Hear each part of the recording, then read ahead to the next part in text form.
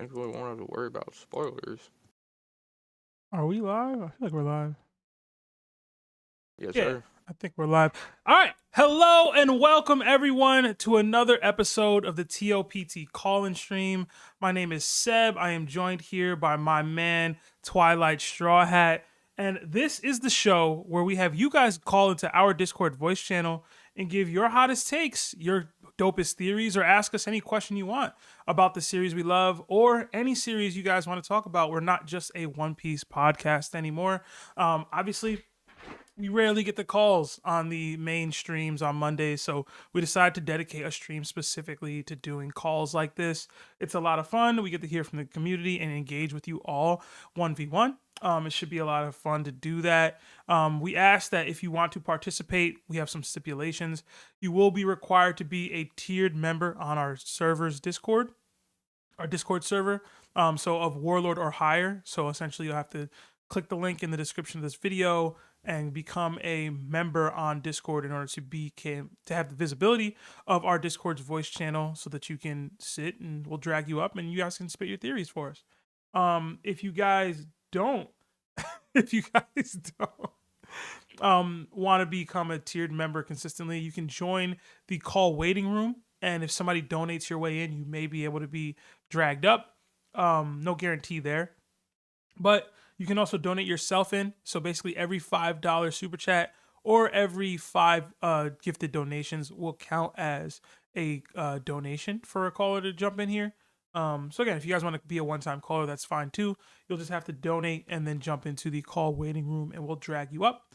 Make sure you put your name or who you want to be donated or dragged up in the description of your super chat. Should be ample room for that. But please, guys, like the stream if you haven't already. It does help with the YouTube algorithm. Larry did say he was going to jump in, but I don't know how accurate that is because he's not here now. And I know he's a busy man. So quick programming note, guys. It's actually going to be iffy on the DDT tomorrow.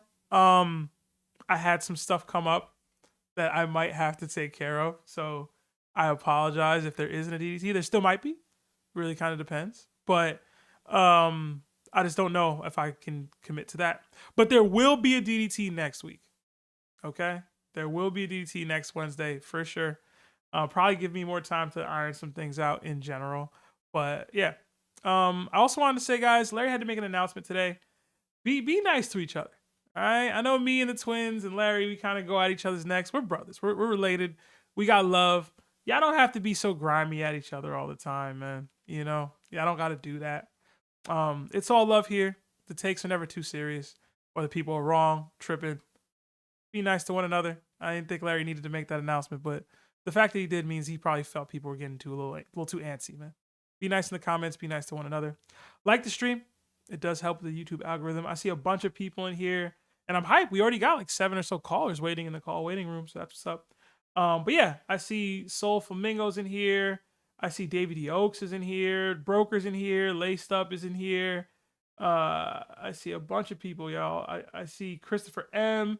Anakala, Xavier O'Dilly, Vandy Auger, Twilight. What's going on, Twilight? Yeah, so man, King Mappo's in here. There's so much, bro. I really appreciate y'all being here with us. Would love for y'all to hit that like button because it does help with the YouTube algorithm, like I said. Yeah. We did get a couple Nakamas join the ship. We got Leland Mouton, 1860 became a Nakama on YouTube. Welcome. Enjoy all the emojis that come with being a Nakama. And we got 10 gifted memberships from David D. Oaks. So that'll get 2 additional potential callers in here. Just join the call waiting room. You might be able to get dragged up. Thank you, Davey. Davey, I know you've donated for yourself before, so if you want to jump in, by all means. Throw the Nakama fist up for Davey, or throw one of the new emojis. We got new emojis on YouTube. Throw one of those up in the chat for Davey D. Oaks. We got another 36 months at Yonko status, our highest tier of membership from our guy, Broker, who was the inspiration for these call-in streams, man. Shout out to Broker. It says, "Hi guys, looking forward to talking about a Mihawk theory of mine that I think is going to be quite interesting in how it will sit with Mihawk fans. I hope at the very least it makes everyone think," with a heart emoji. Okay, I'm hyped for that one. I'm obviously not a huge Mihawk fan, but, you know, he's an interesting enough character. And then we got another 5 gifted from PP McGee. It says, "Miss y'all boys. Life been doing life things, but all good. Hope y'all been good. Love y'all boys. Been working and with the girl. Hashtag Magellan Solos Emu. I mean, you asked Chris. You asked Chris, man. I'm glad life's. I mean, hopefully it's doing well for you, McGee. I know you mentioned your girl. I hope you and your lady are doing well. Life's been good for me too, man. I was just talking to Twilight about it, but it's actually the twins' birthday today, y'all. Obviously, they don't celebrate, so y'all don't gotta go crazy with none of that. But it's hype to see us getting older and maturing and growing and doing stuff, man. It's like my older brothers, so I love them to death. And we got a lot of birthdays in the Hurley family in April. So it was my mom's birthday, my other brother's birthday, and my niece's birthday, all like back to back days, and then their birthdays today. So I took them all out to see the Michael Jackson movie on Friday night. That was really dope. Shout out to Jafar. Speaking of family, it was dope to see Jafar represent Michael like that. The movie was just okay. Like, it was cool. I enjoyed it. But Jafar was really, really a revelation. I feel like he was a really, really great Michael. I don't know if they'll ever have a better portrayal of Michael in a movie. But all right. Seb, you stopped growing like 15 years ago. That's pretty true. That's pretty true. I did. I really did. But I was already fully grown back then. You know what I'm saying? I really was. I really was. What is y'all's combined age? Oh, man. Anyway. Yeah, let's get some callers in here, man. I'm trying to remember who the first person I saw in here was. I feel like it was Kekkers, but I can't be sure. I should be giving it to whoever the Yonko is, right? Who's the highest tiered person on here? Yonko. All right. I guess it's Christopher. Chris, are you there?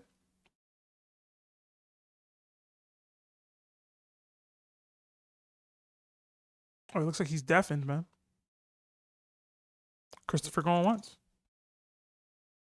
Christopher going twice.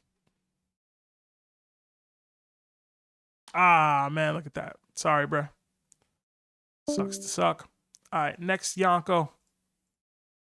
I feel like Nerd said he wasn't free just yet. I might have to go back to that text message.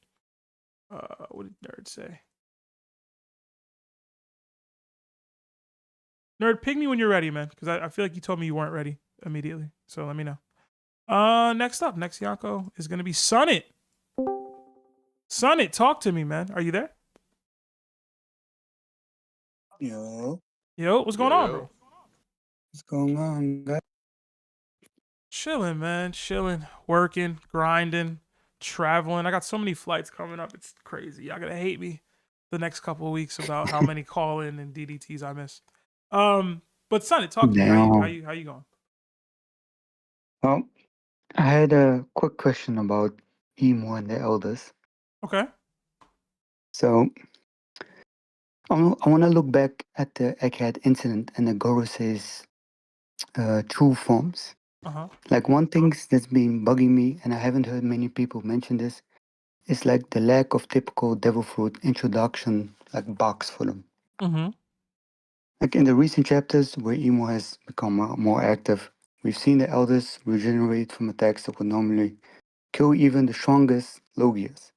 Mm-hmm. But since Vegapunk theorized that devil fruits are born from human desire, does that mean the Gorosei are born from human fear, or shadows instead?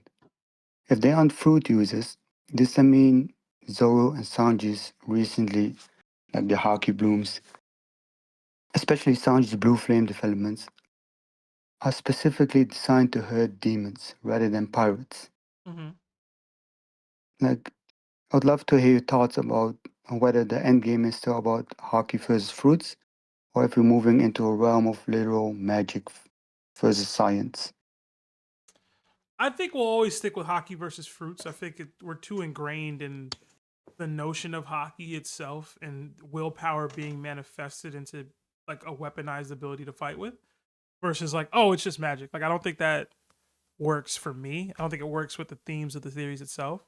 In terms of the first part of what you said about, so you said like the manifestation of the fears of people being Yeah, manifested yeah. into devil fruits. I really like that. I think there was a conversation we had a long time ago on the pod about there being devil fruits that spawn from dreams, and then the opposite of that would be nightmare fruits, like devil fruits that spawn from nightmares. So that would be more in line with that fears that you were talking about, but in another like way that closely resembles how Vegapunk kind of theorized it. So I like the idea Uh-huh. of nightmare fruits. Um, as far as like whether the Gorosei have them, I would hope. Like I don't see how we would get that without them being the focal point of it. And Mm-hmm. maybe Emu's fruit is like specifically like the original nightmare fruit or something like that. And I think there will be other nightmare fruits that have been like walking the earth, you know? Like would Blackbeard's darkness fruit not just be considered a nightmare fruit? You know what I'm saying? Like Yeah. did Mhm. somebody dream of that, or was it somebody's fear that conjured that? It's possible somebody dreamed of it, but I don't know. I feel like any of the darker themed fruits might lean heavier into the nightmare fruits. Yeah. I know. It could be because we saw people like praying to Satan for him Mhm. to appear. So can be. Yeah, I don't know. Are nightmare fruits real? Do you have any other thoughts regarding like what other fruits could be nightmare fruits? Mm. Yeah, a lot of fruits. Let me think.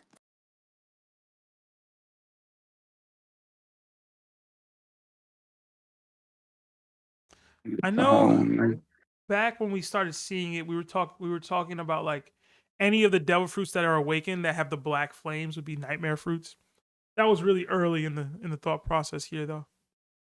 But like, what's considered a nightmare? So, for example, Moria's fruit. Mhm, It's a little shadow fruit that steals and manipulates your shadows. mhm, So, or like sugars. If she touches you, you become a toy. mhm. Or brulee, the mirror fruit. Or is the question more focused about like demon like? Okay. Demons versus nightmares. See that? Mm. I don't know. I don't know. I don't have too much more to say. I'll be honest, Sunnit. You kind of got me. Got you, Toya. Mm. Yeah. No, quick question also. Mhm. Did you start watching Hunter x Hunter? No, I haven't. I haven't. So I will say, typically, in my life, Uh-huh. I don't binge anime unless I'm taking a flight.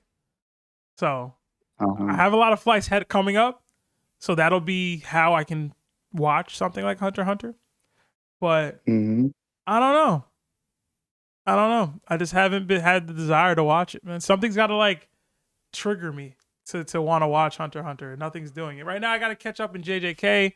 People want me to watch Slime. Twilight's in my ear about it every week about watching Slime. Yeah, I'm on him for that. I I'm on him gotta for catch that. up in Gachi Akuta. I got manga I gotta read. I think once Hunter x Hunter actually comes back and we reach the Dark Continent, that's what'll get me excited to start watching it. But only once that Maybe happens. I'll be 50 years old when that happens.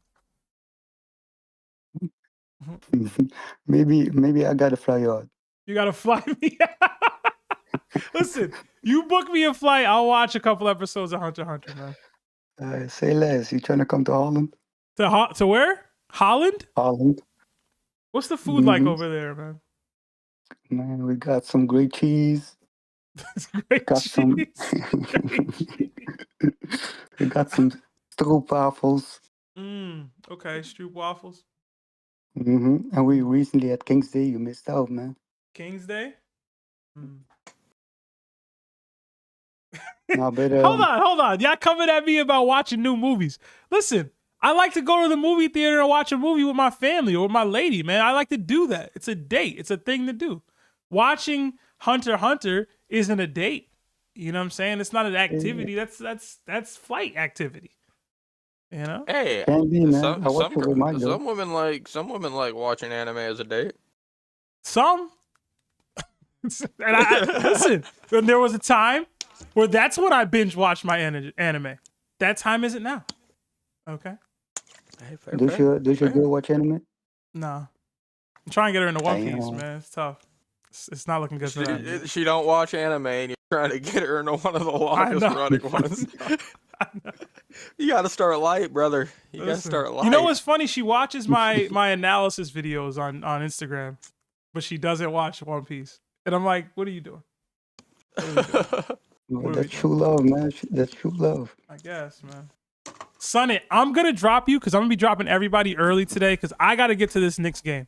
All right, I ain't holding up nothing for none of y'all. So Sunnit, I'm dropping you. Knick game All on right, tonight.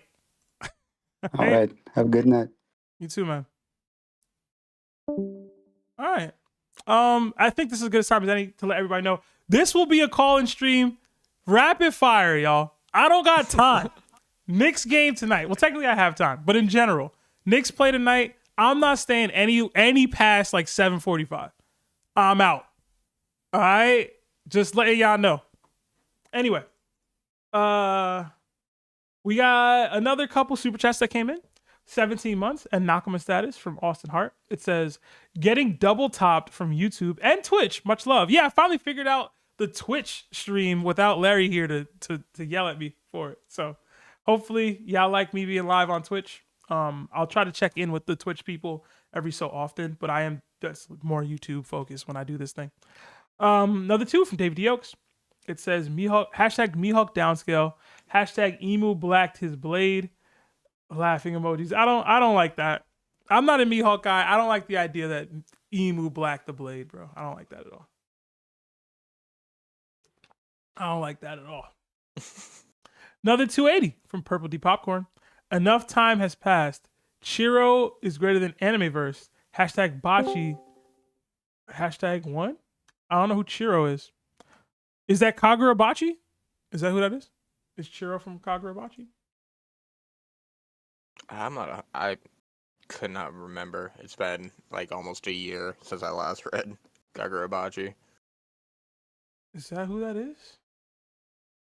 I don't know, man. I don't know. I feel like that's who that is, though. I feel like that's who that is. Yeah, Chihiro, right? That's his name? Chihiro? Chiro. Yeah, Chihiro. I don't know. We'll see. I saw they recently dropped the anime for Kagura, like the trailer for the trailer. anime. Yeah. That'll probably be one of the new gens I pick up. I know it's been a lot of hype around it. Comes out next year. Next year? See, man. I think April of next year. I needed that to be like next month or something. You know what I mean? You got me waiting a year because you dropped the trailer, bro. This isn't a Marvel movie, man. This isn't Christopher Nolan, man. It's an anime. Drop your anime. Let me watch it. Or not. And get out the way. I see Larry's in here, man. What's going on, brother? Hey, what's up, guys? I'm in. Good, Larry. There we go. Yeah. You haven't missed much, Larry. I just let people know that I have a quick stop, hard stop at like 7:45 because Yes, sir. the Knicks are playing and not for that other reason. The other 5 from Casey Griffin. It says, I'd like to discuss Blackbeard. Is this enough to get me in? Discord is GrifGrif. Yeah, that'll get you in, Griff. I don't see you though. I don't see you. Join the call waiting room on the Discord voice channel, and we'll drag you up, Griffin. All right. Man wants to talk Blackbeard. All right. Who's our next Yonko talker? Chris didn't pull up. Oh, I guess it's Diamond. Diamond, you there? Hello? Hey, man, how's it going? Yeah, how y'all doing right now? Chilling, bro. Chilling. What's up, bro? What was I gonna ask y'all? I always have something. He always comes in and he don't remember what he wanted to talk about, bro. Write it down. Write it down, bro. Listen, bro. You not new, bro. Yeah, bro. You not new. I'm with the Larry and the Seb, bro. I get nervous. The Larry and the Seb is crazy, bro. You can say the Larry. That's fine.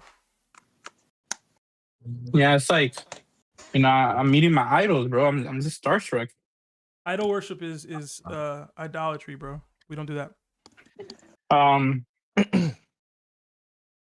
Damn, I was just listening to yesterday's pod right now, Mm-hmm. and there was something I wanted to ask you guys in like earlier in the episode, but I actually did forget, just because I was just trying to catch up, see what y'all thought of the chapter. But You want to go watch it and then come back? no. I'll think of some BS thing to ask y'all.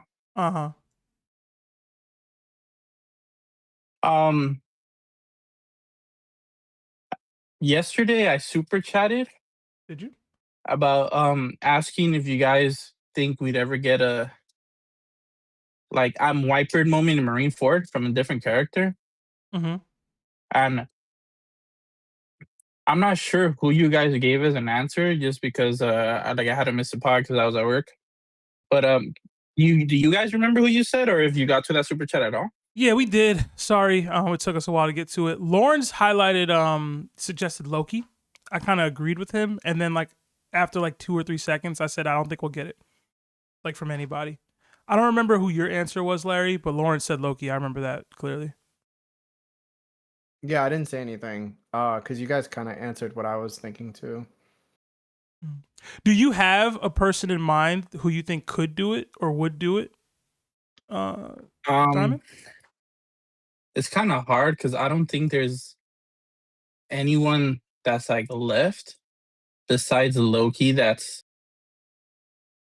kind of like not prideful, like arrogant, but like have the power to back it up. Mm-hmm. Because even though like Whitebeard was a humble dude, he was like, "You think this will hurt me? Like I'm Whitebeard." After taking like a cannonball to the face. Mm-hmm. I thought of Zoro, but I don't think it'd be as grand. I think it'll be like maybe he's getting jumped by a bunch of Holy Knights, or has to fight maybe like Shamrock and like another Holy Knight, and he's not like losing, but he's being overwhelmed, and then like someone was gonna like maybe a Straw Hat or Tashigi or however the final war is gonna end up is like, oh, like Zoro, please don't die, like or something like that, and he's like, oh, you think this will be enough to kill me? Mm-hmm. Like I've already like seen death in the face, after he fought King, he faced like Brooks' alter ego, whoever that was in the cloak. Mm-hmm. I thought of him.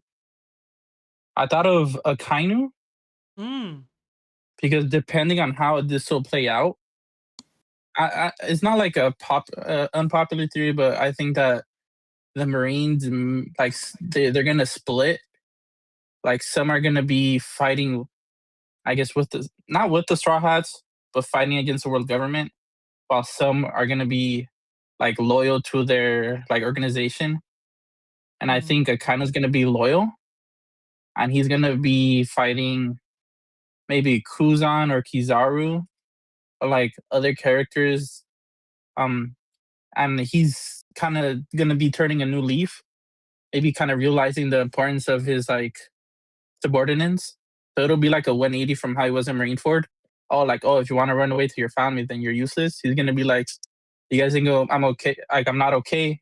I'm the fleet admiral, like the strongest Marine ever. I feel like that'll be a pretty cool moment. And then maybe like a Conqueror's hockey like blast coming out of him when he's doing it. Okay. Honestly, I think that's it. Yeah, I actually really did like the Akainu shout. Obviously, I'm an Akainu Glazer. That's my guy. I love him to death. But I actually think that the scenario created is the only way I could see it making some sense. In part because it would be like a full role reversal, because Akainu was the guy who was talking all that crap about Whitebeard, and now he would be the one having to replicate the greatness of Whitebeard. But the reason why I don't think it'll happen is because I think Oda likes to give these significant like moments to characters, and then like he might play on something similar, but like it'll be so identifiable that this is for that character. Like nothing happened will ever happen again. You know what I'm saying? And I think I kind of hold I Am Whitebeard in a similar class. But that's me. I'm a big Whitebeard guy. So but I do like the thought of a kind of like getting jumped and having to like have his moment in that way. Yeah, because he got jumped by the Whitebeard commanders, and that didn't phase him. So maybe like it could be the Revs, because even though they're kind of like compared to the final villains, they're kind of on the weak side. But hopefully, like Sabo, with like the help of maybe like a Straw Hat, like Sanji or Zoro, like even though they don't have ill will against him, it's like, oh, that's a dude that killed my captain's brother. Like they'll have like something there. But like other than that, I couldn't really think of anything because I was just like rewatching Marineford, because it's just like it's kind of like Endgame. It's like a whole bunch of like stuff that's not really like story wise isn't great, but it's just the moments are like so epic. Yeah. But yeah, just a Kainu, maybe like I thought of a crazy one. Like this is like I guess a different tangent, but like like years ago when Blackbeard pirates captured Pudding, the way I envisioned it is they're gonna use Pudding's ability to erase some of Garp's memory of Marineford. So instead of Ace getting captured, like being put to execution, their whole like conversation, Pudding erases it and only sees Luffy trying to help and then Akainu killing him. Because like the way I see it is they're gonna use Garp as like a distraction while they go to the like Holy Land to get either like an ancient weapon or like Imu's throne, or do something with the Saturn like copy that Katarina Devon has. And like I feel like he kind of already had like a small moment in Pirate Island against Kuzan and the Blackbeard Pirates, but it's kind of it'll be similar to how the Elbaf like warriors saw like Dory and Bragi, like even though those are like their old captains. I mean, they were like buffed by the Dami Reversi, but like imagine the Marines, the Vice Admirals that kind of grew up with Garp or like kind of idolized him, like see how much of a monster he really is, like unhinged and just going on rampage. I feel like he could have one too, and then it'd be up to like either Dragon or Luffy stopping him. But like other than that, those are like the only like options I have: Akainu, Zoro, and then maybe Garp. But in this specific scenario, I don't know, Larry. So to go to the Whitebeard situation, I don't think that Whitebeard is ever going to be replicated. I think instead, since Whitebeard was supposed to pass away, Loki's not going to. So I think in Loki's perspective, he's always going to be not as great as that moment. So what Loki will probably do is something they use in like a video game. It's a mechanic where a certain minion or whoever like you're playing with can do a battle cry or like a taunt. And with this taunt, everybody focuses just on that person and tries to attack them. And I think that's what's going to happen for Loki if he decides to go, I am Loki, the destroyer of worlds, or something like that. And then the person that's supposed to supplant Whitebeard during the last war is definitely going to be Dragon. And then Luffy will just still play his same role, but now he could do something about it. So I think that's how it looks to me. But we're never going to get another replication of Whitebeard. That was a man that was going there to pass away. So it's always going to mean something significant because of that. You know what I'm saying? It's just not going to happen. okay. Diamond, I hope that answers your questions, man. I got to make these calls as quick as possible because I got to get to my Nick game. Yeah, for sure. But I appreciate you, bro. And I'll see you next week. All right, guys. Have a good one. Yeah, you too, bro. Is my mic on? It's on. It just sounds off. Does that make sense? It sounds better now. Yeah, it sounds much better now. Talk again. Yo. Yeah, much better. Yeah, I didn't notice anything right off the bat. My bad. I'd have said something. No, that's my bad. No, you good. All right, we got another couple super chats that came in during Diamond's call, so we'll read those really quick. We got 10 from Lance Schultz. It says, what's good, everyone? Hope y'all are having a blessed day. No question for this super chat. Just want to say thank you to everyone a part of TOPT and the community. Y'all make reading One Piece even more fun. Those are super chats I love reading, man. That's awesome. Thank you for that. Truly, truly appreciate that, man. Honestly. W's for Lance, man. Another 10 from Thugbird. Wanted to elaborate on my message from yesterday's stream about Loki versus Kaido. Mid-diff was always crazy, not gonna lie, but I think Loki takes it extreme diff slowly because I think Kaido is getting up from the STB? Stab? Oh, the stab Loki took. I don't think Kaido is getting up from the stab Loki took. What? Why not? Hashtag Odin PTSD, hashtag Loki no diff. Why not? People really be just disrespecting Kaido's durability. Yep. It's Like, literally the same thing, brother. All the time. It hurt. Like, I generally can't. Like, we're given so many different feats of situations that Kaido's been put in that not a lot of people, if almost anybody, would come out of completely unscathed like him. Why would you think Kaido wouldn't survive or wouldn't get up from that stab, bro? He was getting jumped by how many? Like 19, 20 people. Questioning Kaido's durability is wild, bro. I don't know. Man was throwing himself off Sky Islands. Yeah, I don't know. Just to try. Just to try to be damaged. And he get out with just, my head hurts. God, my head hurts a little bit. Golly. You know what's crazy too? Like, people forget he took a gamma knife to the chest and was still good. Casually good. Like, it didn't affect him. At all. Like, this is something you can't recover from until much later. And the dude, like Law's ability itself did that to him. This wasn't like, you know what I'm saying? Like, this was legitimately gamma knife. And the whole point of Gamma Knife is to do severe internal trauma, bypassing external factors. And he was still all good after it. I keep telling y'all, bro, this is what we gotta be dealing with. And then people will say we're dumb. Yo, bro. You don't gotta be mean, Larry. The guy got a super chat, you know. That's wild, though. I don't know why. Yeah, I'm hearing an echo. Is that... I have a live stream open somewhere. Maybe I'm tripping. All right. Anyway, we got another 5 from My Name's Tenzo. Are the Knicks even good? I don't watch basketball. That's a loaded question, sir. That's a very loaded question. The Knicks, they're Dr. Jekyll and Mr. Hyde. Sometimes they're amazing. Other times they're the worst piece of crap I've ever seen on TV. But I love them, and they impact my mood more than they should. I'll say that. That's what I'll say. Right now they're good because they won the last game. Who knows how good they'll be tonight. Another 2 from Project Iceman. Had someone look at my Larry Tax shirt weird. LOL. Wearing the Larry Tax shirt out in public is hilarious, bro.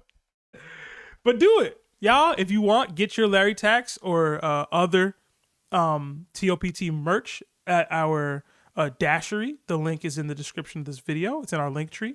But yeah, if you guys want to support us, wear your stuff out in public, engage with other people in the community, etc.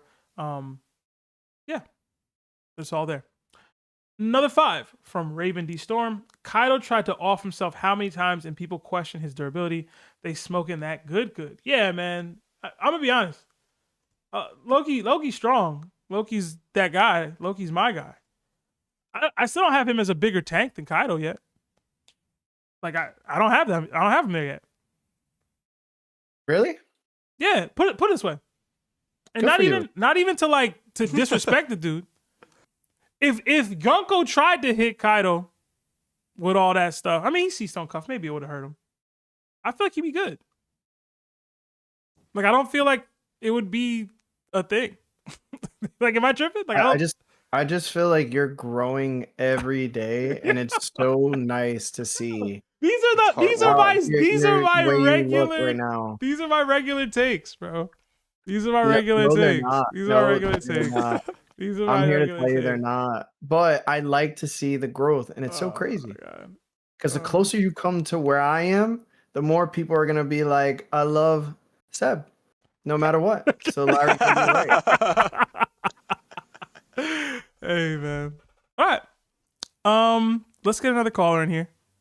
Let's see who's the next. Yonko. Oh, Chris said he was good now. Let's get Christopher in here. Christopher, you there?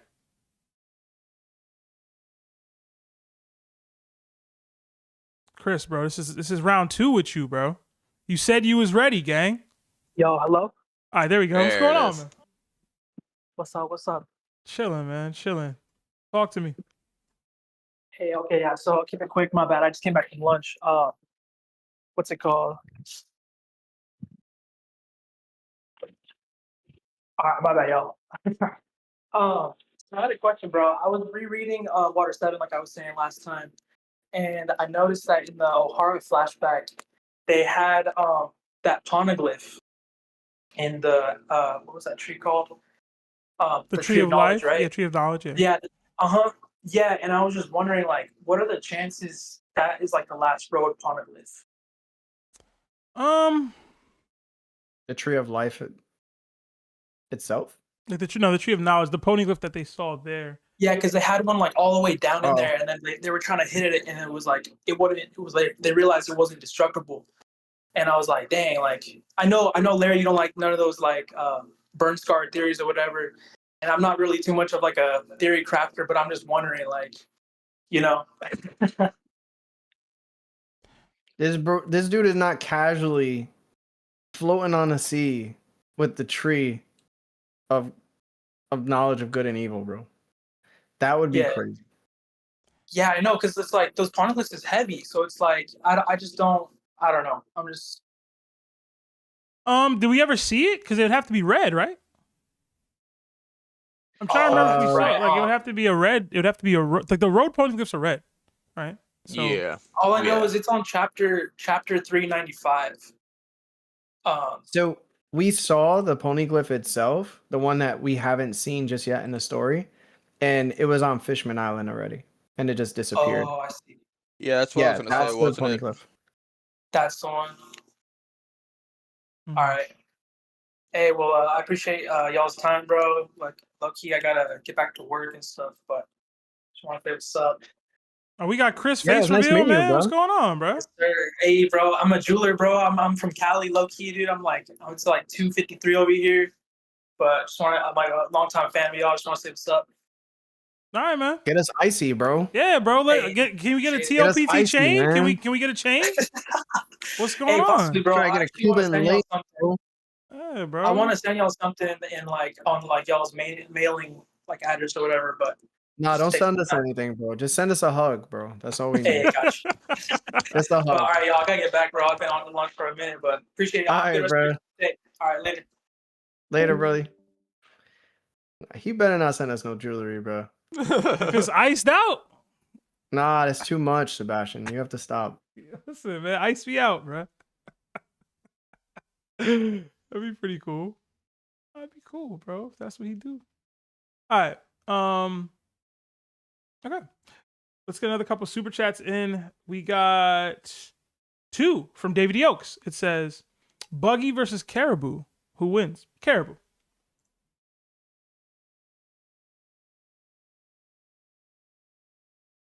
No? You disagree?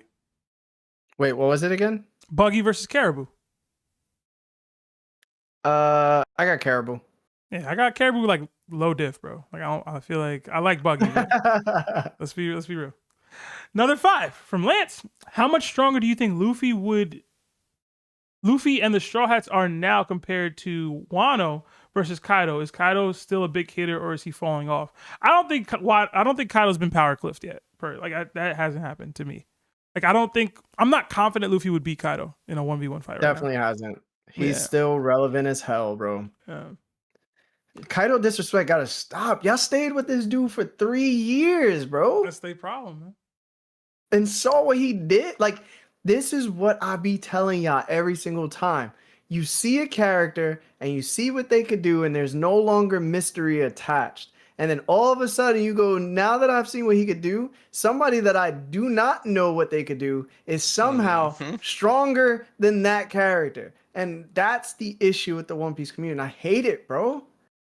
Like, you gonna trust the condom if it says it's the best condom in the world, but you only seen that its protectiveness was 20%. Meanwhile, the previous condom you dealing with for the past 3 years is 99%. Shut up, bro. Now, I will say this in terms of like Crazy. what Luffy's dealing with now, I do think there is credence to the power cliffing of Kaido. Like Imu is significantly stronger than Kaido. You know what I'm saying? Like if that's What obvious. Yeah, but as I'm saying, if you're gonna say power cliffing in the sense of like where the scale of the series is going, yeah, there's credence to Kaido being power cliffed. But like Luffy hasn't power cliffed him. You know what I'm Right. saying? Like that we're not there. So Put it this way, bro. Again, would you rather have the Gorosei show up to Egghead, or would you rather have 5 Kaidos show up to Egghead? Please tell me, bro. Please tell me. Would you rather have that? Would you rather have 3 Holy Knights show up to Elbaf, or 3 Kaidos show up to Elbaf? I need to know. Mm. Out of your minds, bro.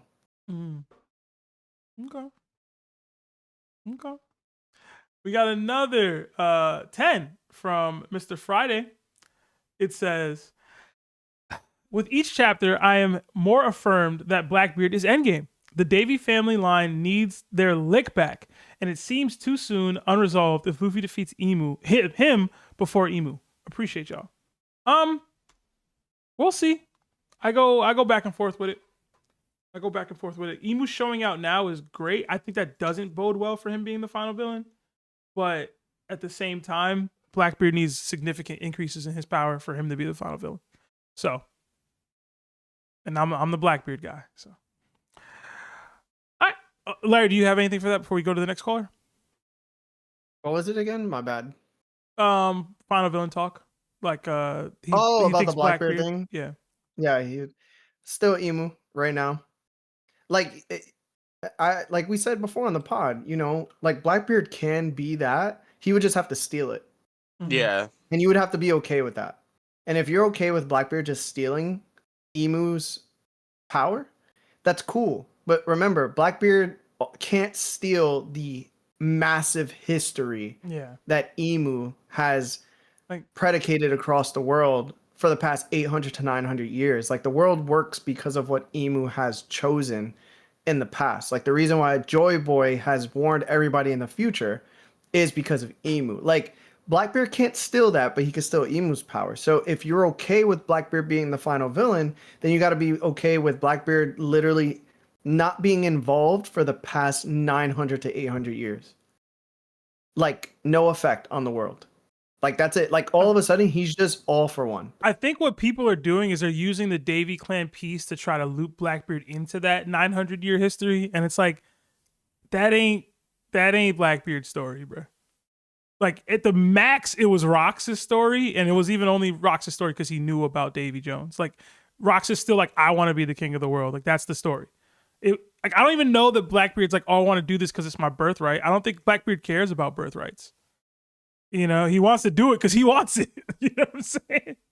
Like some people saying Kaguya in the chat. I'm gonna tell you right now, Kaguya would have a more appealing satisfaction for the end of the series than Blackbeard would.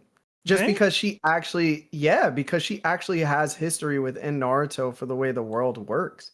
Like the reason why there's like ninjutsu is because of her family line.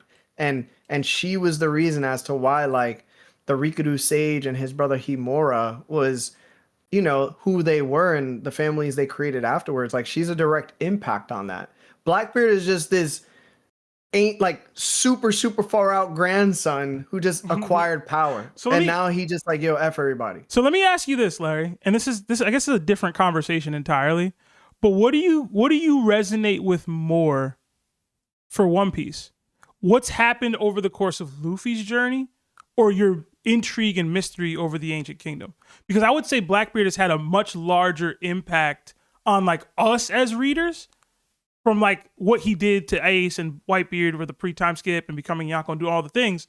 And then Imu has this like, yeah, but I did all the stuff from back then that you guys have been wanting to know about since forever. So like, what would you say you're resonating with more? It seems more Imu in the history than what we saw pre-skip and to now. You've told me plenty of times, even yesterday, that without the Great Pirate Era, Luffy doesn't become this almighty chosen one. And that only happened because of the One Piece being found. And that One Piece was only created because of Joy Boy and whatever happened with Imu. You know what I'm saying? Like, the fact that, put it this way, we have an ancient elephant walking around aimlessly because it believes it was punished by someone. And that was because of something that happened during Joy Boy's time. We had Emmett hold on to this hockey knot that wasn't prepared for Blackbeard, but for a moment in history that Joy Boy would be needed again. Now, I think the story of Blackbeard is fascinating, but I think the overall history of the show and all the events that lead up to this moment supersedes his story by far. It's not even close. For me, he's just another opponent that Luffy has to deal with. Meanwhile, Imu is the opponent. Like, Imu doesn't even have to say he's the opponent. We know he is. Because he doesn't tell us that. Joy Boy does. Nefertari D. Lily does. Ohara did. Dr. Clover, Vegapunk did. Reasons why the D-Clan are probably even a clan in general is because of what Imu is. Like, there's so much history that leads to this one man. So I can't say Blackbeard having the fascinating story that he has and being this huge obstacle for Luffy is going to amount to Luffy's obstacle of 800 to 900 years of history. I think it's so unfair. This one's not growing the way I needed it to. I just wanted to ask. I think I was I'd say I pretty much agree with you. Would you be happy if Blackbeard dethroned Imu before like Luffy did? I gotta see how it plays out. Because to me, I do think, like, to me, I've always said I need Luffy to fight both. So if I'm picking and choosing, like I said before, if I have to choose one for Luffy to fight and defeat, it would be Blackbeard. Because I do resonate with the Luffy Blackbeard beef more than I resonate with Luffy's beef with the world government as a whole. But I've always come at this at the idea that he would just fight both. Like, he'd have to defeat Blackbeard for Pirate King, become Pirate King, learn the true history, and then you got to defeat Imu. That's how I've always like chalked it up in my brain. That's my headcanon. Where we're going now, it seems like this all just happened at the same time. Like, you know what I mean? Whether it's a team up, like you guys have suggested with Blackbeard and Luffy, or Blackbeard comes in and snakes Imu while Luffy does the damage, or whatever. But I've always looked at it as like he just gets to fight both, you know? Like a Kainu's always been the odd man out for me in terms of Luffy fights, you know? Would you be happy if Luffy gets that fight in with Imu right now, and then Imu goes back to marry Joa, and then Blackbeard succeeds in like taking whatever people surprisingly he takes out, and then all of a sudden he just takes advantages of Imu's weakness and steals his power? Would that be enough? Sure. I mean, I wouldn't love it, but would that be a payoff deserving of what the story has provided us this entire time? I gotta see how it plays out, bro. I do. Because I don't know, bro. I gotta see how it plays out. I hate it. You know what this is? Then you would be happy. I don't think I'll like it. You would be happy with Naruto's ending then. If you like that, you'd be happy with Naruto's ending. Because there's literally the difference is at least I never fully finished Naruto, but I think the difference here is Blackbeard is the one that has been ingrained in our minds as a potential final villain from day one, right? Where like it's changed over the course of the past 400 or 500 chapters just because of Imu's appearance. But like it was, if you asked anybody 10 years ago, 12 years ago, 8 years ago, like during Dressrosa, if they asked you who's the final villain of One Piece, people would have told you, yo, Blackbeard or the world government, right? Like Blackbeard. Blackbeard was probably the consensus answer. It's shifted to Imu. But like that's still a relatively recent shift in a series that's been on for 20 plus years, 25 plus years, almost 30 years. Most people have been like, it was Blackbeard. You know? So I don't think it's the same. Again, I've never finished Naruto, right? But to me, Blackbeard was so ingrained in everything that happened pre-Skip, pre-Imu, like he's kind of gone by the wayside a little bit to allow for Imu and the world government to shine. But like Oda's always been like, I'm gonna save the juiciness for a character for when it's their time in the story. So like it's still all of Blackbeard's stuff that's happened, it still technically hasn't been his time. to be the guy. So again, I think it depends on how it happens. What you detailed, I don't know that I would love. I'll say that. I don't know that I would love that. I need the Blackbeard versus Shanks before anything. Like, give me Luffy versus Imu, Blackbeard versus Shanks, and then Luffy versus Blackbeard, bro. Something. I need both. I need both fights. I need all 4 of those fights. I need all 4 of them. I'll tell you this.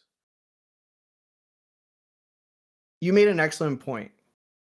The fact that Blackbeard was considered by all of us to be this final villain was due to his involvement in Luffy's journey. Mm-hmm. But the thing is, that also hurts Blackbeard tremendously. And here's why. Soon as another character was introduced, Blackbeard went so far to the side that anything that he has involved himself in with Luffy's journey doesn't even compare to what Imu is. And that speaks volumes towards Blackbeard's character and journey in comparison to what the story actually was providing us with. And I think that's very, very appealing to me, because in our minds, there was so much mystery behind the One Piece and what everything was meaning, and then Roger's adventure as well, that we never even considered that the story was actually leading to this void century that was always talked about. We always assumed that maybe Blackbeard and whatever he possibly knew from this knowledge we have no idea how he gained would eventually fill into that placement and make us believe, well, this is the reason why. Here's Blackbeard fulfilling that. And then we find out that he no longer fulfills that. If anything, he fulfills just a piece. Okay. And I think that's the issue with Blackbeard moving forward, is that he's, and this is what we said about, our Whitebeard conversation, and not to bring it back up, but Blackbeard's kind of a part of everybody else's story. And Luffy is a part of Joy Boy's story too, granted. But Luffy's directly challenging that story by challenging the person who committed the act to create the story as well, who is Imu, where Blackbeard has no effect on it.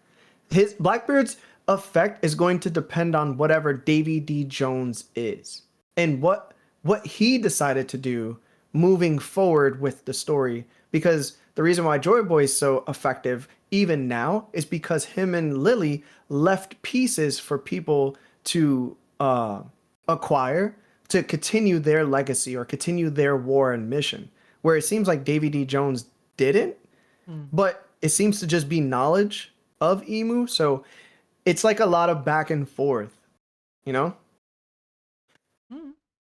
you. All right, we got to keep it pushing. I got to get to these calls and get out of here for this Nick game, bro. We got another couple super chats. We got 2 from Isaac Vessel. How do I get into the call-in or subscribe on Discord? There's a link in here that should let you get there. If anything, go to the announcements channel on the Discord itself. It'll have a link to our the Mi 6 that allow you to upgrade your membership. And then if you upgrade your membership to Warlord or higher, you'll have visibility of the call-in only stream voice channel. And then you can join that and then wait for yourself to be dragged up. Or you can donate like $5 or more in a super chat, and then you'll get possibly dragged up. There's no guarantee in that though. Thank you. Another 280 from what is this? Type Vante. It says, Larry, are the 5 Kaidos using Susanoo?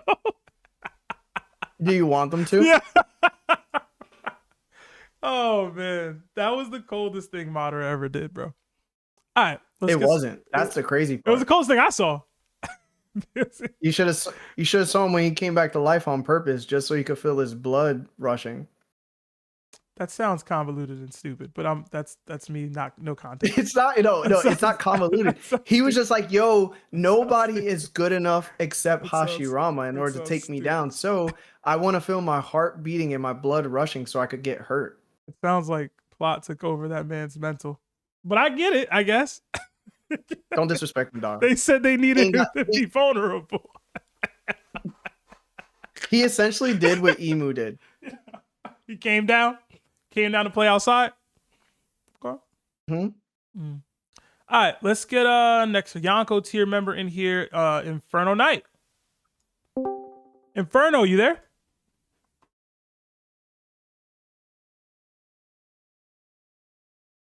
Inferno going once. Inferno going twice. All right, I'm dropping you, bro. I ain't got time for none of that. I ain't got time for none of that today, bro. Who's our next Yonko tier member? Who is it? Is it Issei? Issei, you there?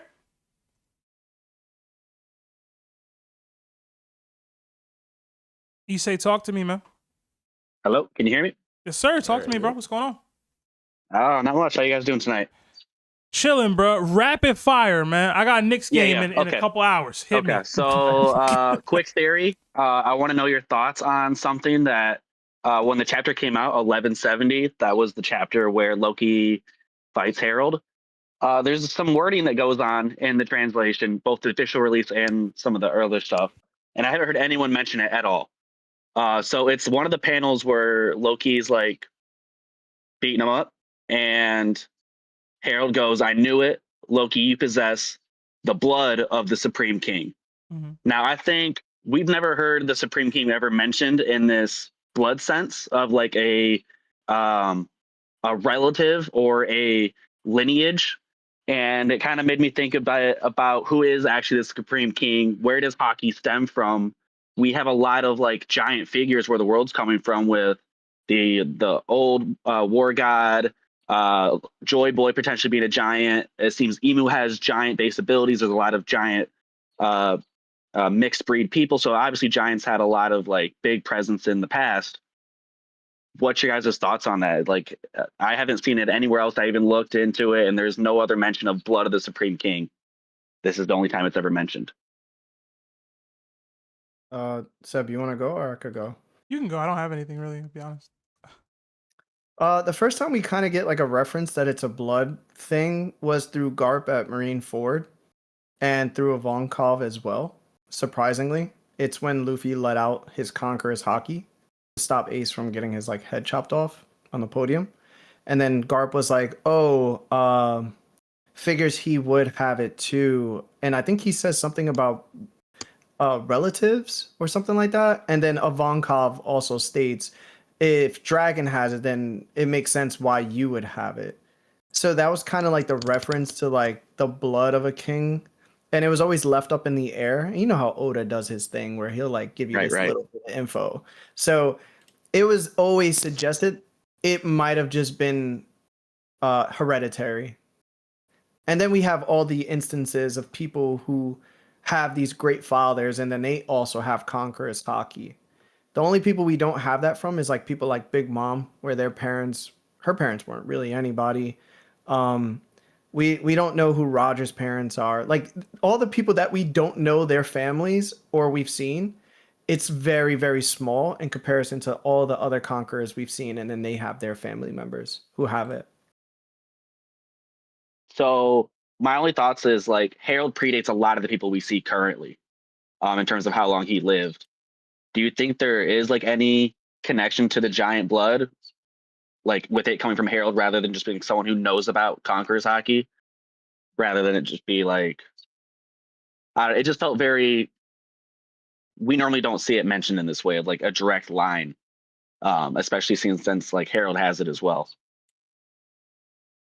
Yeah, we never see it said that way. I just think it's just, I don't know. Yeah, to me, I would say it's just like it's like a turn of phrase.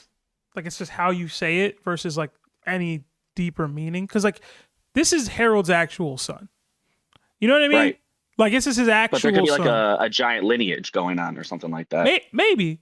My mind went to like potentially the first conqueror came from Elbaf or something. But right, that's kind of what I'm thinking. That person would have to predate Nika. You know what I'm saying? Which is, I guess, possible. But, I mean, Nika was rivals with old boy, right? The king of Elbaf, right? So, right, the warrior original god, war god. the real war god or whatever, yeah. So, I mean, yeah, maybe. I mean, like this term Supreme King came from somewhere, so someone had to be the Supreme King, in my opinion. And who was that? And where does their lineage go from that point? For whatever someone reason, had to be the first hockey user. This reminds me of AOT with the king from way back in the day. I forgot his name. Right, yeah, with spreading to the daughters and having them eat the mother. Yeah, I don't know why, but it did. But yeah, I mean that's my best thought process. Yeah, would be just that Elbaf warrior god.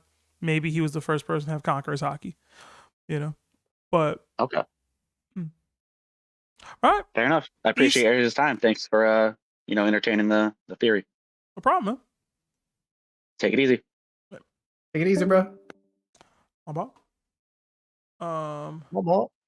We did get another 5 from True Fuego. I'm convinced that Emu doesn't know what's on Laftel. I think that he just connects whatever is on the island to Joy Boy. Larmu, what you on today? Hashtag a throat is a throat.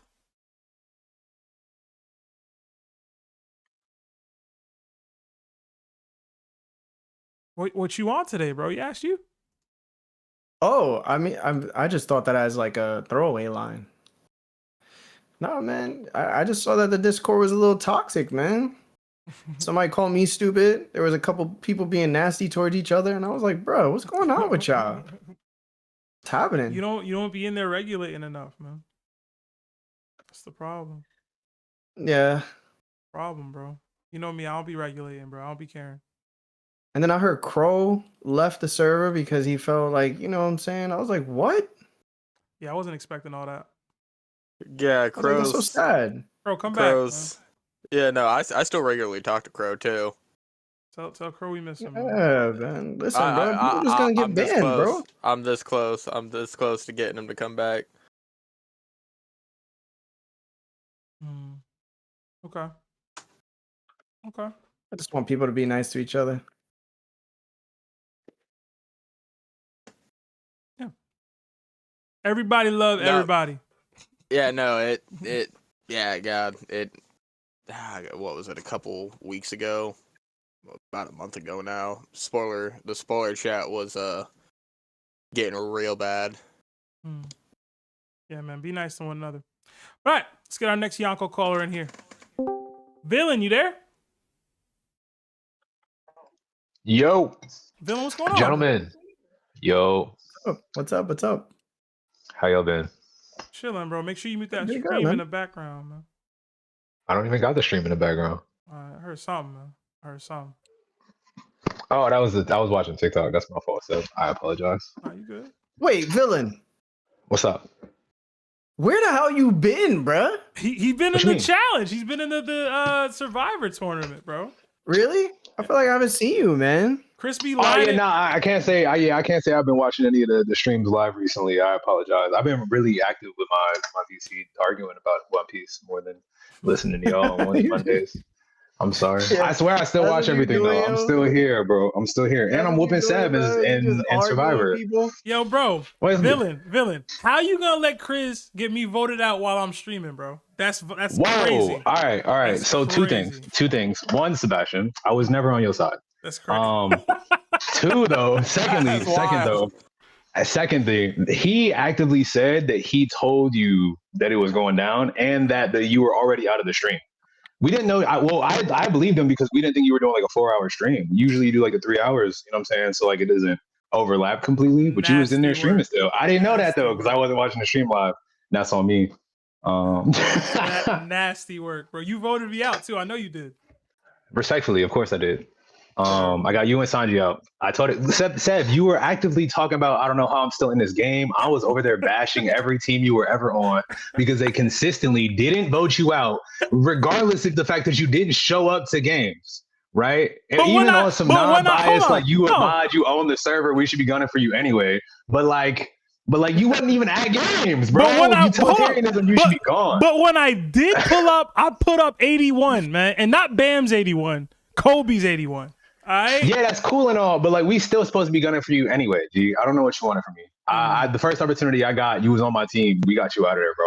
Crazy, if it makes you feel any better, it wasn't personal. It feels mad personal, bro. It was necessary for the game to continue. Feels mad personal. And for me to be For me to be victorious in this, I needed to get you out. Mm, Sorry, you was one of 3 people on my hit list. If that makes you feel any better, I'm almost there. it don't, man. Oh well, sucks to suck. Should have showed up. You had immunity. That's on you. It's your server, bro. You like on got like you own use Chris. immunity when you Chris. getting blindsided when you don't even know, bro. When did we find out what the tribal council was? I don't even know, bro. Maybe you should pay attention to the announcements that your mom's posting the server. Oh my god, sir. Bro. Mm-hmm. Anyway, yeah, my fault, Larry. I hope you still feel loved by me. It's okay. I do now, bro. You show back up. Hey. Yeah, I got questions. I've had these questions probably. I've been trying to catch a call-in stream for a couple weeks. And you getting one question max, bro. Hurry it up. Can I get 2? No. This is not my fault. You just spent the past 7 minutes arguing with me about Survivor. That's my time wasted on you. I don't care. Right, Seb. I don't care. I genuinely don't care. What if it's like one of them's like a really easy question and we don't got to talk, and then the next one's like elaborate? You ask your one question and we'll determine what happens from there. All right, who's the strongest person you think Jimbei could beat? It's a good question, right? Sanji. I like that. I was gonna go Queen, so I'm not mad at Sanji, honestly.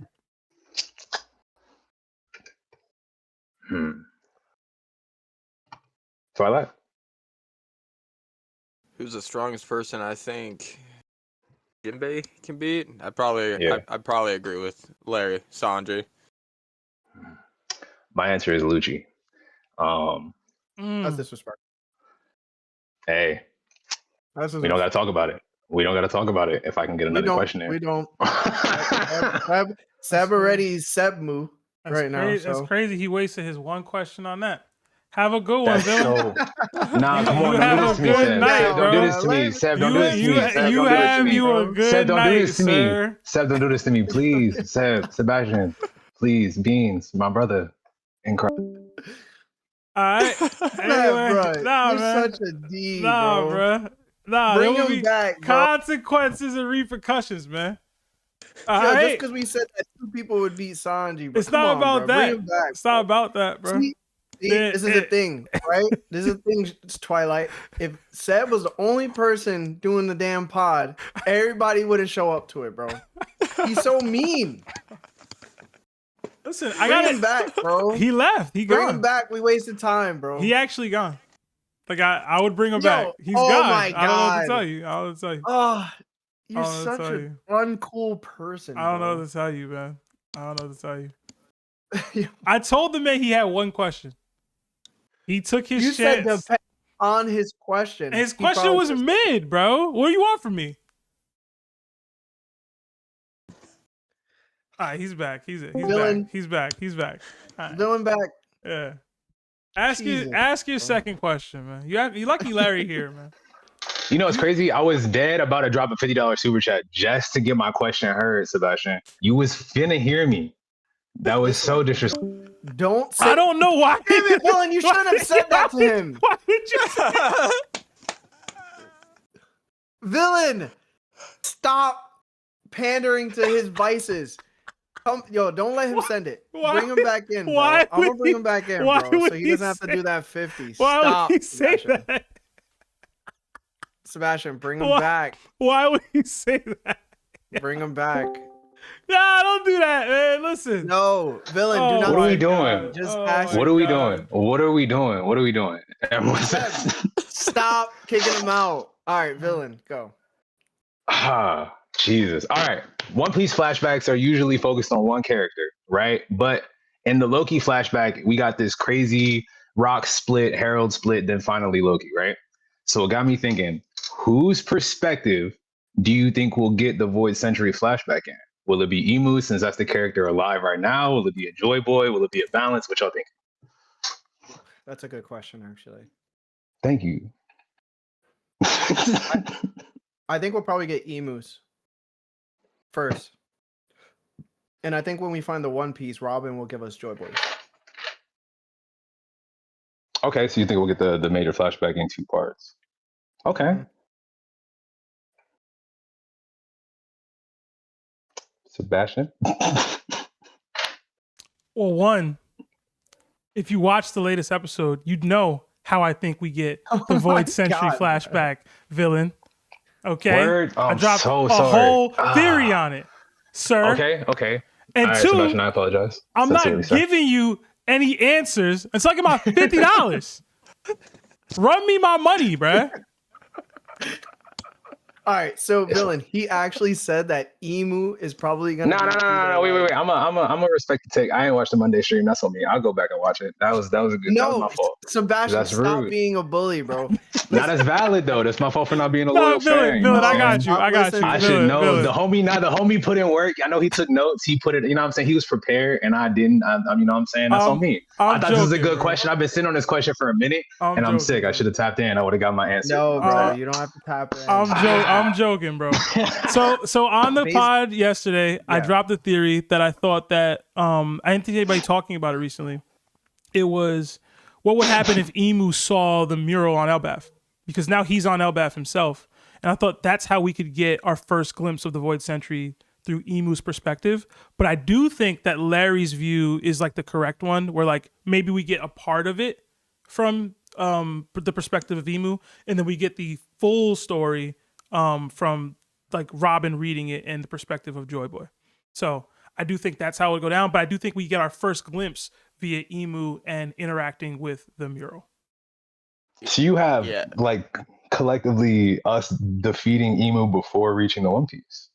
No, I just think he'll interact with the mural. No, well, so okay, so we don't have to defeat Emu to get his flashback, I guess. Because we usually get the flashback in the arc that the villain is defeated, right? Am I tripping? No, we do typically. Emu a little bigger than that right now.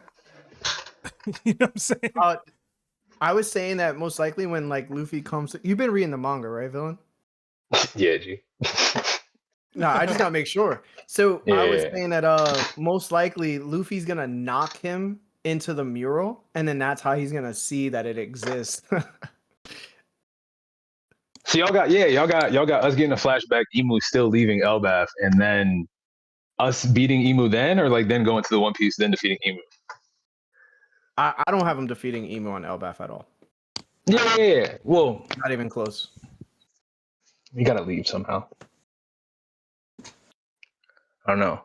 Yeah, I guess I'm attached to the idea that we only get the flashback from Emu's perspective once we're defeating Emu.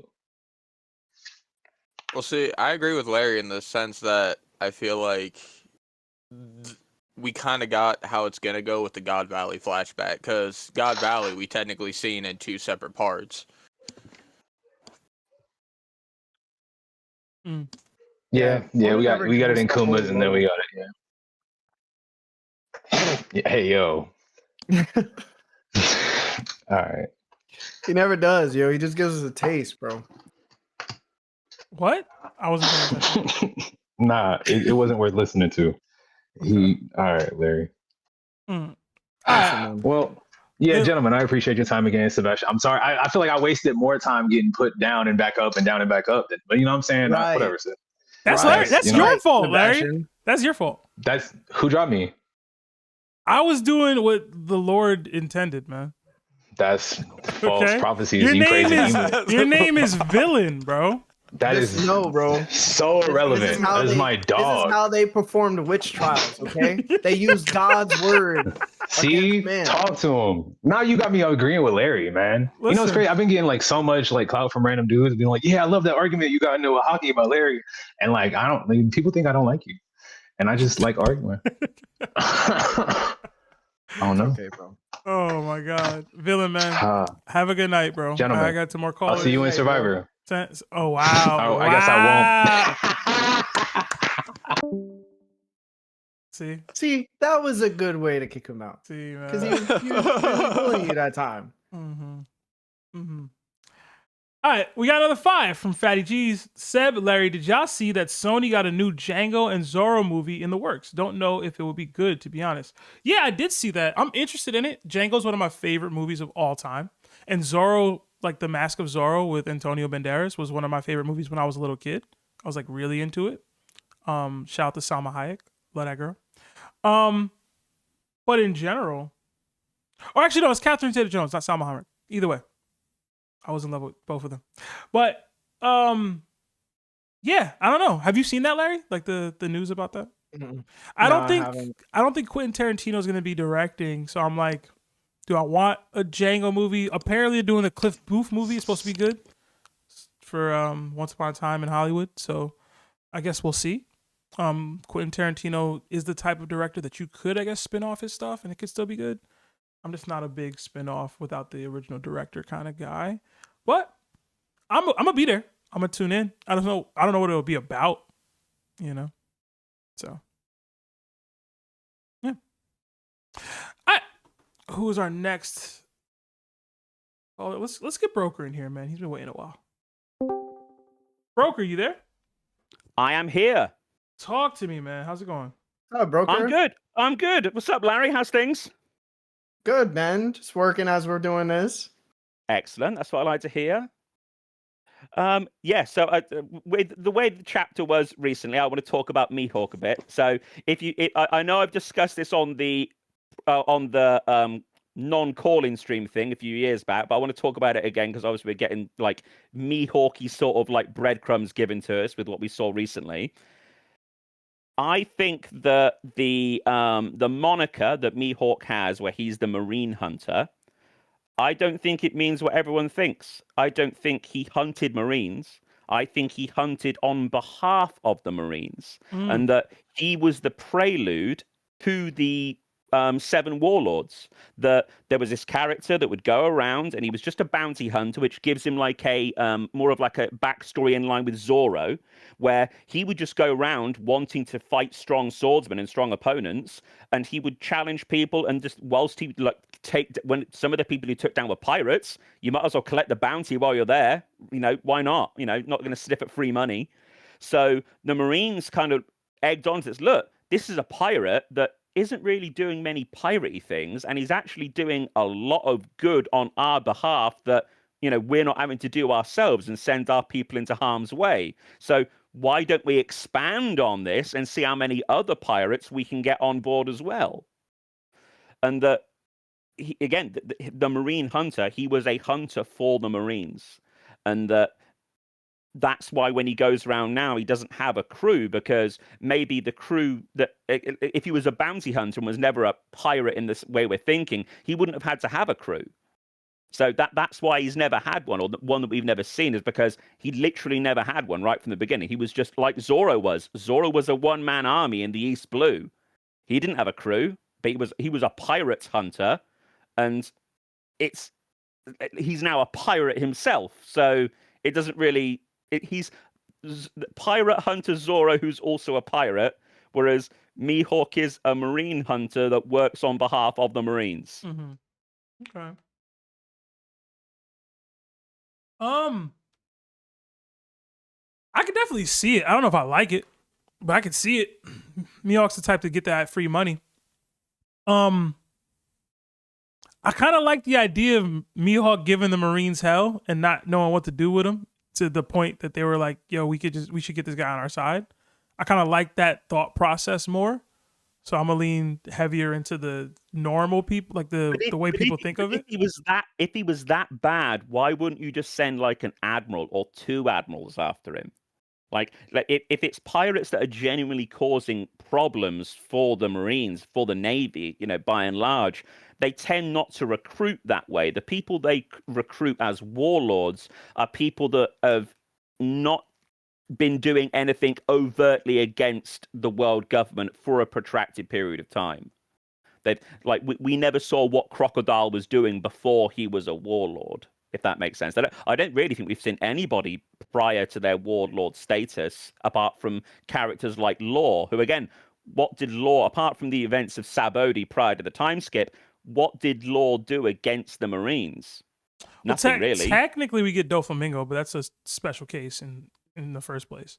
And I guess Blackbeard. Yeah, that's another special case in the first place. But remember Blackbeard, prior to being made a warlord, he wasn't doing anything against the Navy. He was only doing things against other pirates. Right. Yeah, I don't think. Thinking about, I don't. Again, same with Boa Hancock. They weren't doing anything. They were just given the title because it was a title that was, I don't know. They needed a female warlord, I guess. I don't know. Because I'm trying to think of how the world government acts in general, right? You said that in those cases they would send an admiral out, which I wouldn't disagree with. I wouldn't necessarily disagree with that. Especially someone that was boxing on Shanks's level. Yeah. But what if they did send an admiral out and the admiral got sent back, bro? What do you do then?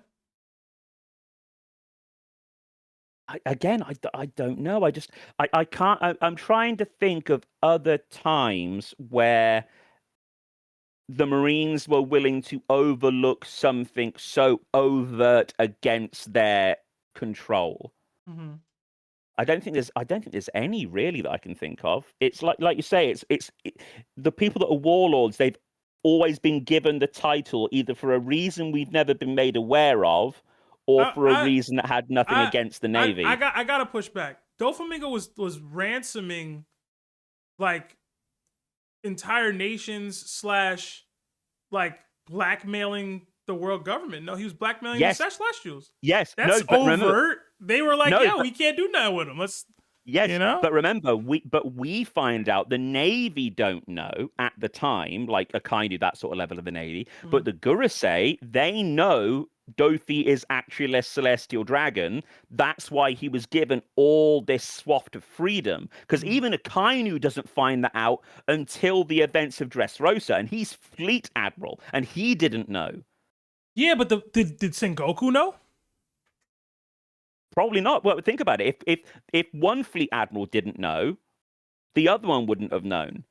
If Sengoku did know, he was probably told by Corazon because he was working for. Because he was, him being told himself. Again, we're never told that the Gurusei share any information they do not actively need to share in that moment. I think there is an equity piece with Sengoku with the years he had in versus Akainu kind of being relatively new to the job and already talking back in ways that Sengoku probably wasn't willing to do that early. But you're right. It's still a rank. Yeah, it's still a rank. I don't know. I still like the Mihawk was giving them hell. Thought process. Give Mihawk something, man. He ain't got nothing right now. Give him something. He hasn't even got a unique sword anymore. I'm praying in the next chapter we actively get confirmed that is a black blade and not just a blade that is black. Because that's going to really upset the Mihawk fans. What do you feel about the thought process that Imu is Mihawk's daddy, man? How do you feel about nepotism piece? How you feel? I hate nepotism in all its forms, let alone the ones in fiction. My goodness, if we're going that way, then why not? Why not the I don't know that what was Bonnie's mother called? Ginny? Ginny, yeah. There you go. Ginny is Mihawk's mother as well. That was the celestial dragon. Why not? Why not? Everybody be related. Go for it. Why not? Okay. Broker, I got to get to a bunch of calls today, and I got to cut out of here early. Go. But love hearing from you, man. I feel like we haven't been around for the last couple of weeks, bro. Yeah. Oh, last couple of weeks. My work is crazy at the moment. So bad. You know the Nick Shirley stuff that's going on in America, like the fraud cases and stuff. Mm-hmm. That same thing is about to happen in the UK, and I'm part of it, and it's bloody awesome. Oh wow. Okay. Get paid, man. Get paid. Oh, I am getting paid. I am getting paid. This is a big commission one as well because the government's involved, so I get to extra clean up. So I get my flat pay. I get the commission, and I get the extra commission from working on behalf of His Majesty's government. Love that. So, love that. Hey, good stuff. You have a good one. I will. Much love, guys. You too. Have a good one, Brokey. Good night, man. Call him Brokey, bro. Yeah. Term of endearment. All right. We did get another couple super chats. 11 months at Yonko status from our guy Villain D Juice, who is just in here. It says, I'm ducking that 50 since I got this membership chat. Hashtag I will win Survivor. I don't know. Talking like that. I don't know, bro. Hashtag educate yourself. Hashtag love you, Sebi-chan. Hashtag BBC. Hashtag that throat piece talk. Hashtag hockey chuckers. Hashtag bang bang buggy gang. Hashtag Larry has bald takes. Hashtag like the stream. Yeah, like the stream, everybody. It's all love, Villain. We love you, bro. I really love like the Txbi Chuan and all that nicknames for you, bro. It's mad cute. Mm-hmm. Yeah, I don't Hey, love yo. it. I don't love it at all. We got another 10 from Batman Goaty. It says, Mihawk title is a narrator statement. Unlike every other title in One Piece, Whitebeard and Kaido's were both given to them in verse. Mihawk is a narrator statement. Okay. Aren't they all narrator statements, technically? Oh, actually, I get it. So you're saying the title card when Mihawk came in is like this versus what the narrator said about Whitebeard. And that's not true for Whitebeard, though. The narrator card just said that he was the world's strongest, right? Or maybe I'm misunderstanding what he's saying. I don't know.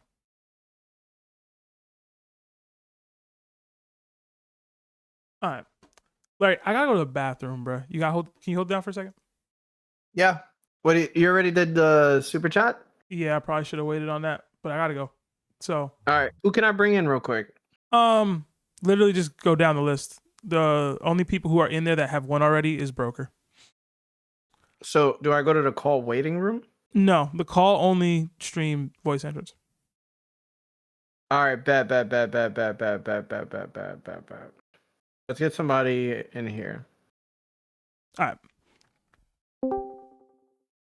Yo, what's up? Talk to me. Nerdy. Anime NYC nerd, NYC anime nerd. I'm going once. I'm going twice. NYC anime nerd, it's unfortunate to tell you, but I'm going to have to bring you down, buddy. Yeah, I was gonna say. I know he said something about not being ready yet. He was gonna ping Seb. Yeah. Let's get in. Let's get in, Mr. BuzGroove. Mr. BuzGroove, how you doing? Oh my goodness gracious. How you doing, man? That's good, how Buzz. you feeling? I've never been worse. Thank you for asking. Oh, that is so unfortunate to hear. Oh, nothing but good times here. That's what's up, man. What's up, man? Talk to us. I do want to ask you something about rocks. I don't want to have a whole, discussion about it, whole thing. It's just something that you said. It just had me curious. On the latest episode of the pod. So, all right, I want to ask you a couple questions, just yes or no, and then I'd like to give some thoughts. So first, if Rox was able to carry out his plan, like to fruition, do you think he would have been able to beat Emu? No. Okay. Now, second question. If Roger was not terminally ill, and he finds Joy Boy's treasure, finds out all the things, do you think that he would have been able to do anything? Like to beat Emu, whatever? No. Okay. Would you not agree that Roger starting the Great Pirate Era is the biggest step towards defeating Emu that anyone has, I guess, accomplished? The greatest feat. Wait, say that again.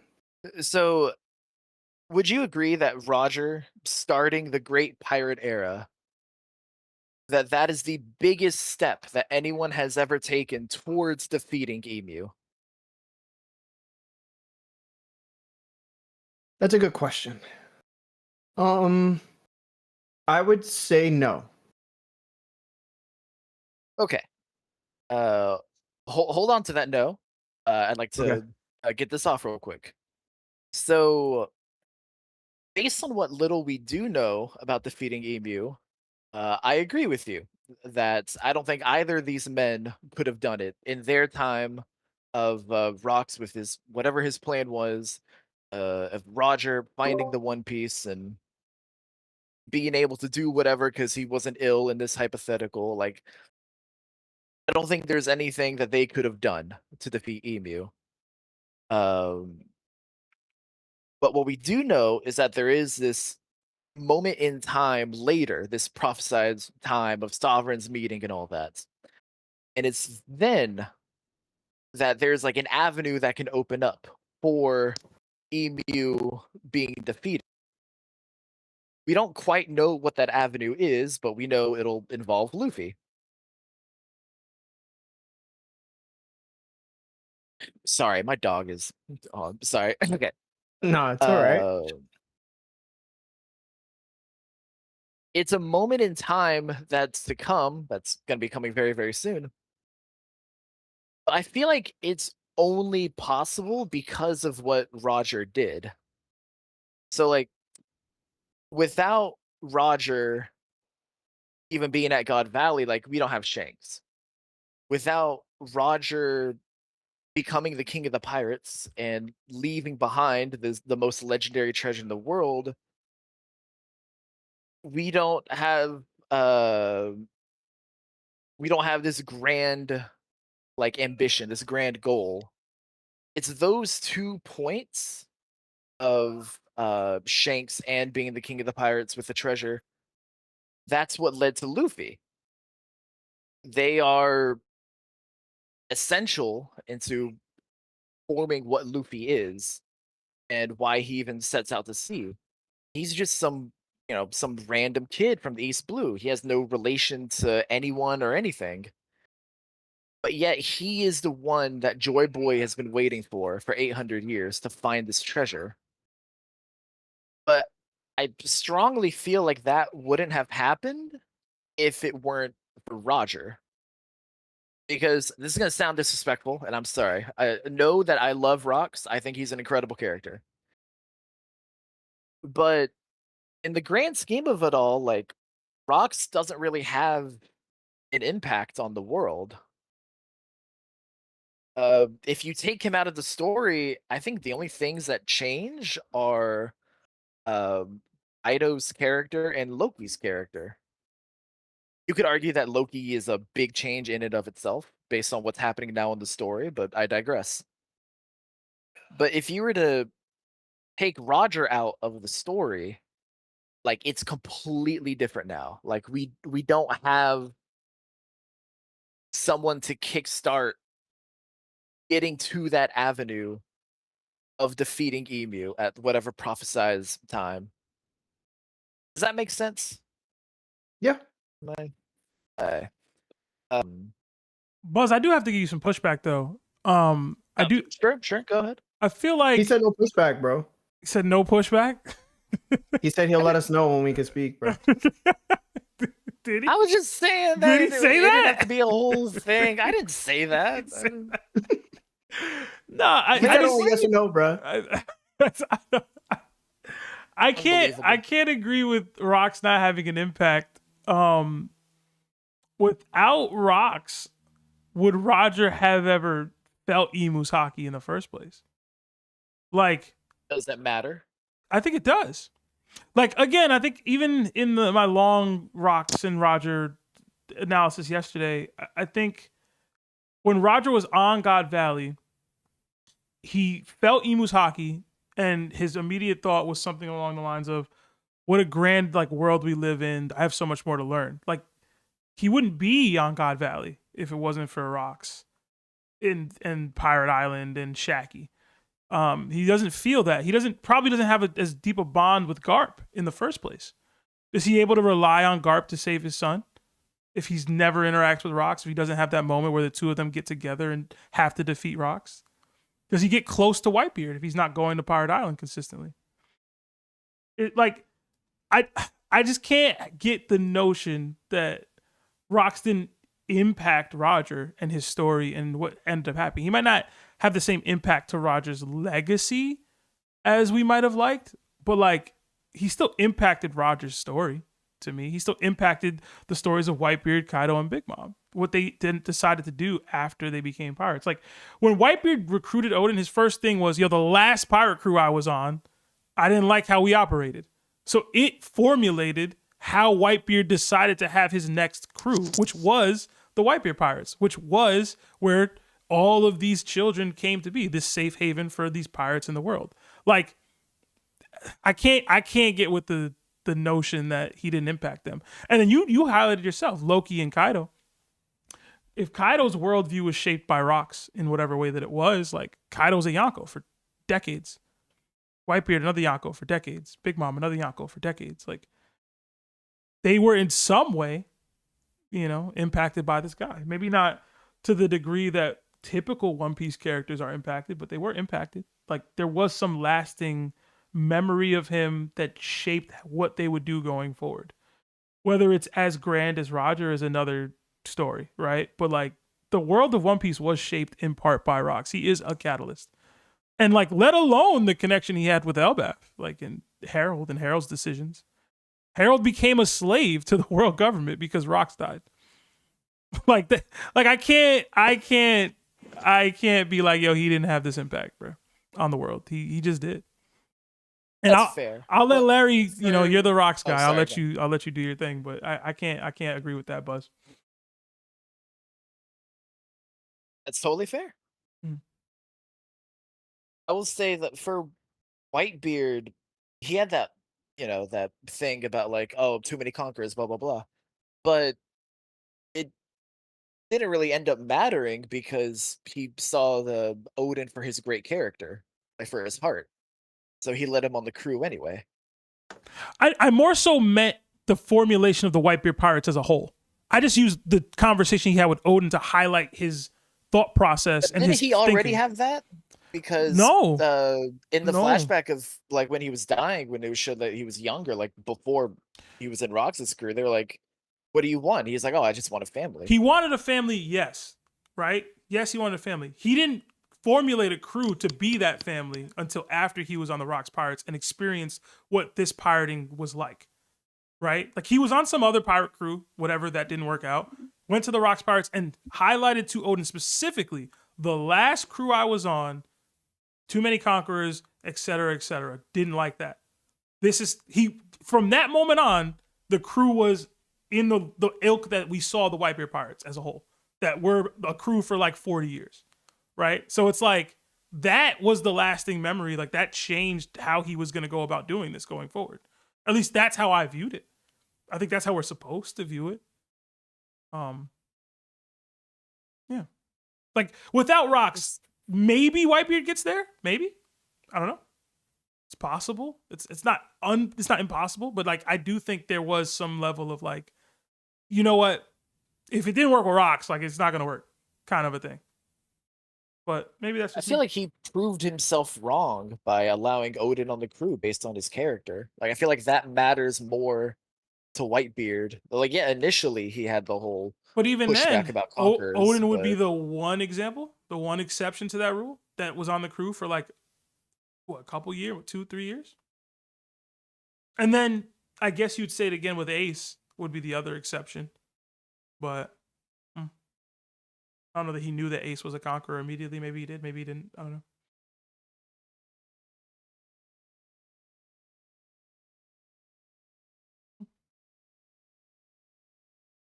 Larry? Or are you good? Larry, I will allow a response now. Is that, what did I miss, bro? I've deemed the timing worthy. All right, so when you talk about, this is gonna be a hot take, and I really don't want to get Sebastian started because I'm not trying to go back and forth. Which is what I didn't want to do, which is why I said what I said at first. Mm-hmm. Right, so I'm not gonna go back and forth. I will say that there is a conversation we could have whether or not the Great Pirate Era that was started by Roger was actually a detriment to the world instead of only to the world government. I'll leave it at that. When we speak about like Roger and his effect and being a danger to the world government, and saying, well, was this the best decision to make in order to prove that through the Great Pirate Era? I would say it depends on how you see fate. Because in my opinion, when Roger was told he was too early, it was already decided through prophecy that no matter what he did afterwards, in 20 years, Shirahoshi was going to be born. In 20 years, the gates of Wano were going to open, like Odin said. In 20 years, this was all going to go down. So even if Roger didn't speak on the platform, Luffy would have somehow still got that fruit. Shanks would have still became a notable pirate. And the Rocks pirates would have definitely gone and done their own thing the same way. I feel like when I look at fate, that's how I look at it. And it works the same way for Rocks, right? Because to some degree, fate took Rocks out. And even he himself called it out that it's so crazy that my family is on this island and this random Gorosei member, future Gorosei member, and Garling ended up going there, and now they're hunting our people, and they found the Davies. It's like there's no way they could have known this out of the 20,000 islands that exist on the Grand Line and throughout the Grand Line. So it's like, what? So I agree with Sebastian to a lot of that, but I do think that it doesn't prove whether Roger and creating the Great Pirate Era was a bigger hindrance or anything like that to the world government. I think overall, he probably helped the world government, and he also brought rot to the world government at the same time. It was like he was doing both, and he just didn't know it. It's like Luffy letting out the Impel Down prisoners. Hannibal said, you're going to be able to do this, but you're doing what you want and you're setting all these pirates free. That's cool. That becomes a danger to the world government. But at the same time, you're ruining the people's lives that there's real prisoners here. Like, they're not all just people who were, done in wrong. They're going to wreak havoc. And we know that most pirates throughout the world are not Luffy. So I guess that's kind of my answer. Fair takes from both of you. Thank you. Buzz, I gotta get to a bunch of callers, and I got an hour left, so I'm gonna drop you there, man. That's why I didn't want to take long. Good night, fellas. Yeah, thank you, Buzz. Oh, of course. Take it easy, Buzz. You too. All right, we're gonna have to start rapid firing some of these, dog. We did get a couple super chats. We got 10 from Caleb Marchand. It says, "This pod is the single best anime pod on YouTube. Much love. My question is, what 3 video game characters have the most aura in your opinion? And out of those 3, who's gonna have the strongest conquerors?" All right, my number 1 answer is Kratos from God of War. My number 2 answer, I was gonna say Kratos is a good one. I was gonna say Marcus Phoenix from Gears of War. I got 3. And then I was gonna say Ezio Auditore from Assassin's Creed. But I know a lot of me and Lawrence argued about Altair versus Ezio forever. I think Ezio got him beat. He can swim. Altair can't. But those are my 3. They're the OG 3 for me. Larry, by all means, give me your 3. Video game characters. I think the first one I will go with is Sephiroth from Final Fantasy VII. Okay.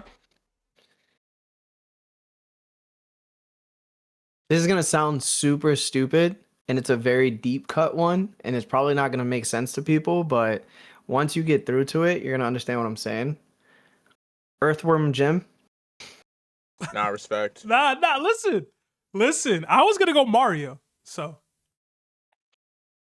Bro, I'll go Earthworm Jim after that.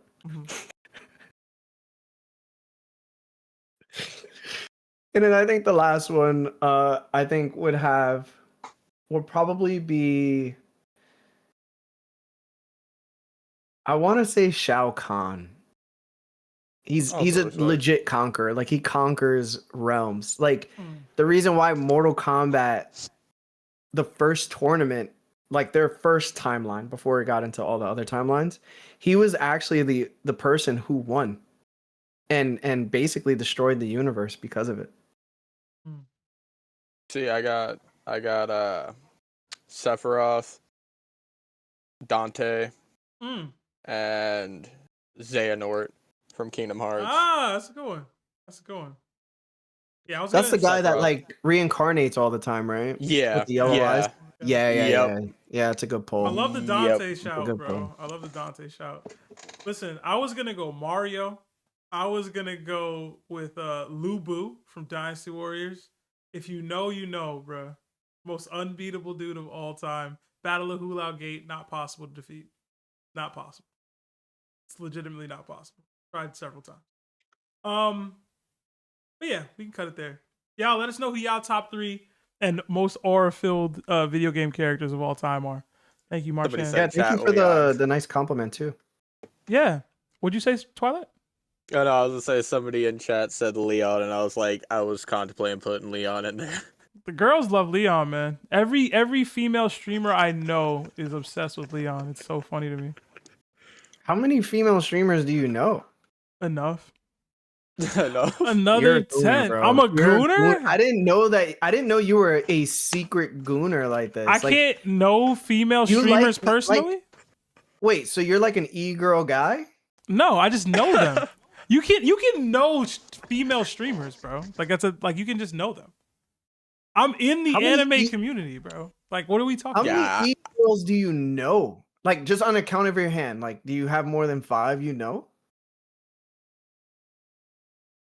It's 4. Yeah, now you're making me It's- feel it's- bad. no, it's 4, Now you're it's making 4. me feel bad. It's 4. Alright. It's 4. Yeah, man. Listen, you have more than 5, bro. We gotta talk, bro. It's 5.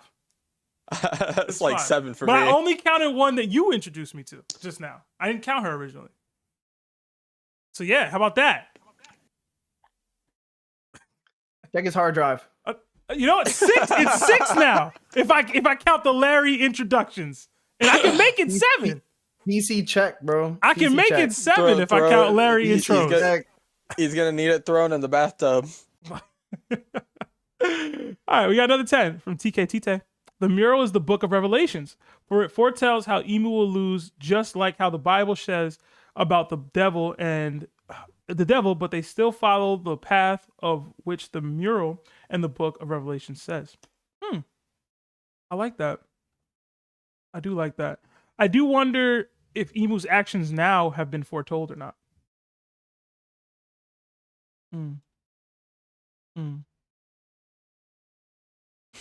So you be going in their chats as like TOPT Seb? Bro, I don't even use Twitch, bro.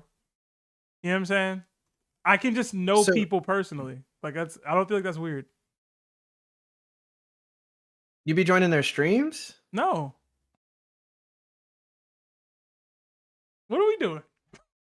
I don't know, bro. What are we This doing? is I need to get to Hold the on, bottom of this. Hold on. bro. How This many, is hold on. crazy, bro. How many female streamers do you know? Do I know or do I follow? No, I don't follow any female streamers. How many female streamers do you know? And then answer the follow question. Based on me being in a relationship, none. Oh my God. See? This how Larry move, bro. This how Larry move. None. This how Larry No move. lust controls me except the girl in my life. You understand? All right. Never mind, man. Never mind. We got another $2 super chat from Nick. It says Hawks and 6. I hope not. That would suck. Y'all ain't getting no DDTs from me. Nick's losing 6. Y'all not seeing me again. All right, let's get some people in here, man. I think our last Yonko left to go is NYC Anime Nerd. Yeah, you said he should be ready in 5. Yeah. Nerd, you there? I am. All right, well, talk to me, man. We got to do rapid fire. I got Nick's game in an hour. Talk to me. Listen, they already won. Moo told me. Uh-huh. You can see the dimension. All right, listen, I'll cut mine in half and I'll do it next week. I literally got it down to 5 minutes. Okay. Instead of 10, but I'll only do half. But because of that, I just want to point out some things really quick. One, yesterday how you were bringing up Ohara's the big Daomi Reversi thing. I think it's interesting because Nemesis has the sword he pulled out has stones in it, and it really just like mirrors to me like Full Metal and like failed Philosopher Stones that are stuck in the Negrado stage, which is like the black stage. It's basically like a dirty bomb. Like you didn't complete the fission. Mhm. So I think that's super interesting. Also, if you look at Imu's staff, it's literally a quarter rest in like a symphony. Like it's the sign for a quarter rest. And I think that's interesting because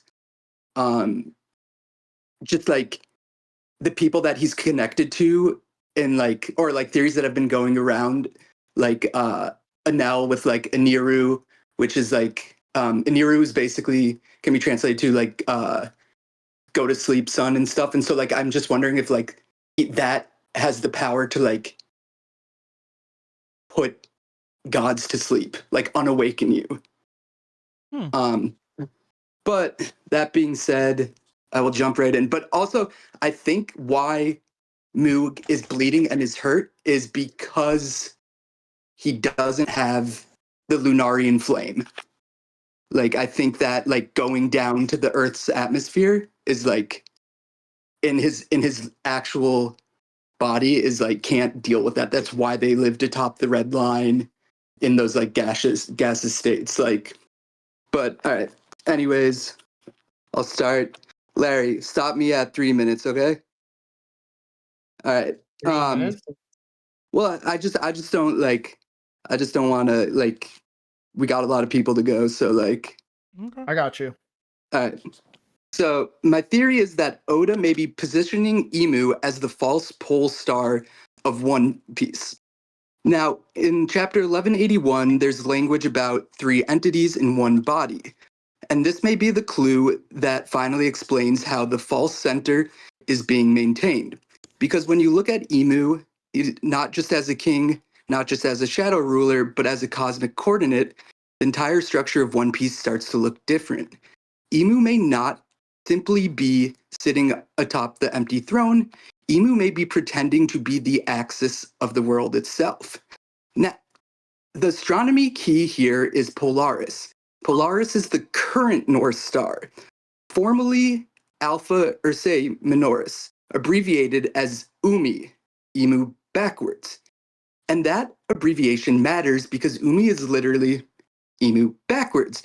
On the surface, this sounds like classic theory brain nonsense, the kind of thing that you whisper at 3 a.m. after looking at too many star charts and Gorsei silhouettes.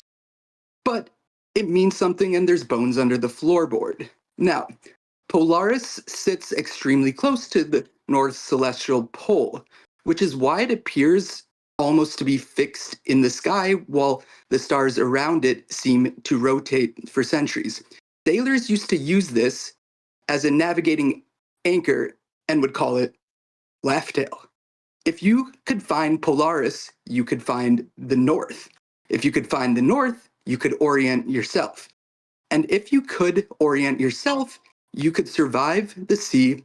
And that is already a massive One Piece idea because this is a pirate story where navigating is everything and the world is divided by impossible seas, magnetic routes, log poses, road poneglyphs, hidden islands, and a final destination that cannot be reached by ordinary methods. So if Oda is not building the final villain around a star symbol, the North Star is not random. It is the star of orientation. It tells the world where to look. But here's the twist. Polaris only appears to be a perfect eternal center. It's not actually the cosmic absolute. It is simply the current pole star from our current frame of reference. Even more importantly, Polaris is not one simple star. It is a multiple star system commonly described as a triple star system. To the naked eye, it looks singular. It looks like one fixed point, but when you examine it closely, one is actually many, bound together by gravity into a system that only appears unified from a distance. And that's where 1181 starts to become terrifying. Because the line about the 3 entities in one bottom holds, then Imu may be mirroring Polaris on more than one level. The world sees one ruler, The 5 elders kneel before the shadow. The empty throne is occupied by a hidden sovereign. But beneath this singular image, there may be a triple structure: 3 wills, 3 authorities, 3 souls, 3 inherited powers, 3 bodies compressed into 1 vessel at a time. Or perhaps 3 cosmic roles forced into a single throne, being God, devil, and human. That changes how we understand Mu. Mu may not be one person in this normal sense anymore. Imu may be a stabilized system, and that matters not just because of how he talks about power, it talks about control. In the line says that obtaining power is easy, but suppressing it is difficult. This is such a strange phrase. Most villains talk about gaining power, stealing power, awakening power, or mastering it. But suppressing power, that suggests that power itself is unstable. It suggests that danger is not simply that Imu has too much strength. The danger is that Imu's entire existence may be unnatural equilibrium, a body holding together forces that should not be able to coexist. Where am I at? Because you hit the 3 minutes like 20 seconds ago. Nah, but 20 you seconds spitting in? though. Yeah, that's why I was letting you go. You spitting. Yeah. So I just want to give one point. So like this North Star moves, and it moves every 26,000 years, which like obviously if we break down the numbers, it's what Loki's special bounty is. Now, what's weird about this is that Zeus used to throw black bears into the sky. Hold on, nerd. Hold on, nerd. You're not adhering to the 3 minutes, man. You're not doing that. All right. My bad. I'm out. Have a good day. I don't got the time. But you are spitting though. You was spitting. I thought everything you were saying was great. I really liked it. Imu in the I just polar wanted axis. to say that the next star is actually called Vega, which is, I think, strange. Okay. Like the next star in line is called Vega to point us to like north. And so I think that might be like how we get to Laugh Tale. But that's all. All right. Have a good day, guys. You too, man. Yeah, thank you, nerd. Yo, nerd was spitting, bro.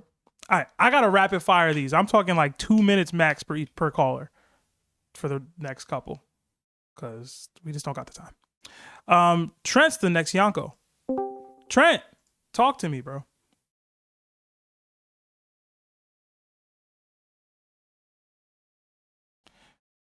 Trent, you there?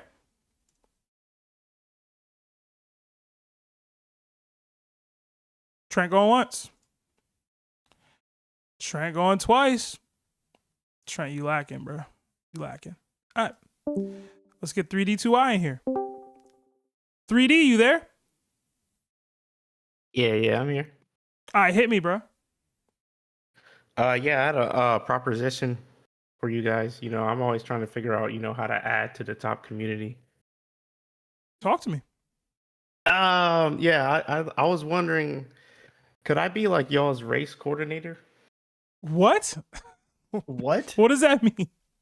What does that mean? That was a wild statement. No. Hear me out here. You know, we got white fans. You know, we got. Okay. What are we doing, bro? You got 1 minute, like... bro.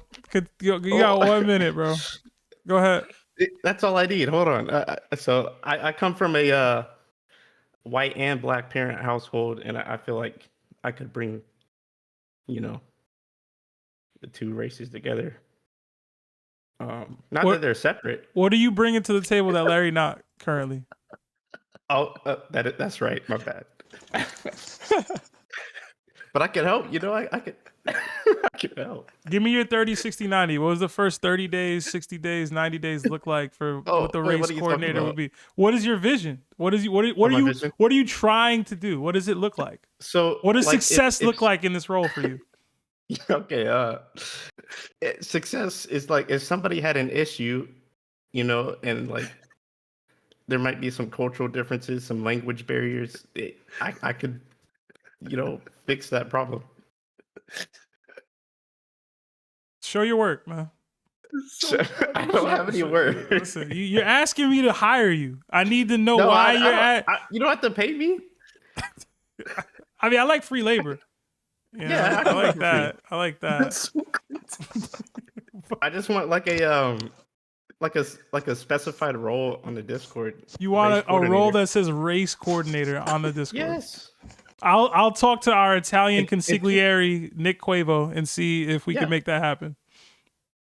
Yeah, and people can come to me if they have an issue, like about stuff that pertains to Do you have culture any and sort of everything. credentials in race relations that you can provide us? That would. My dad studied Black history. That's all I got. I'm dropping you, bro.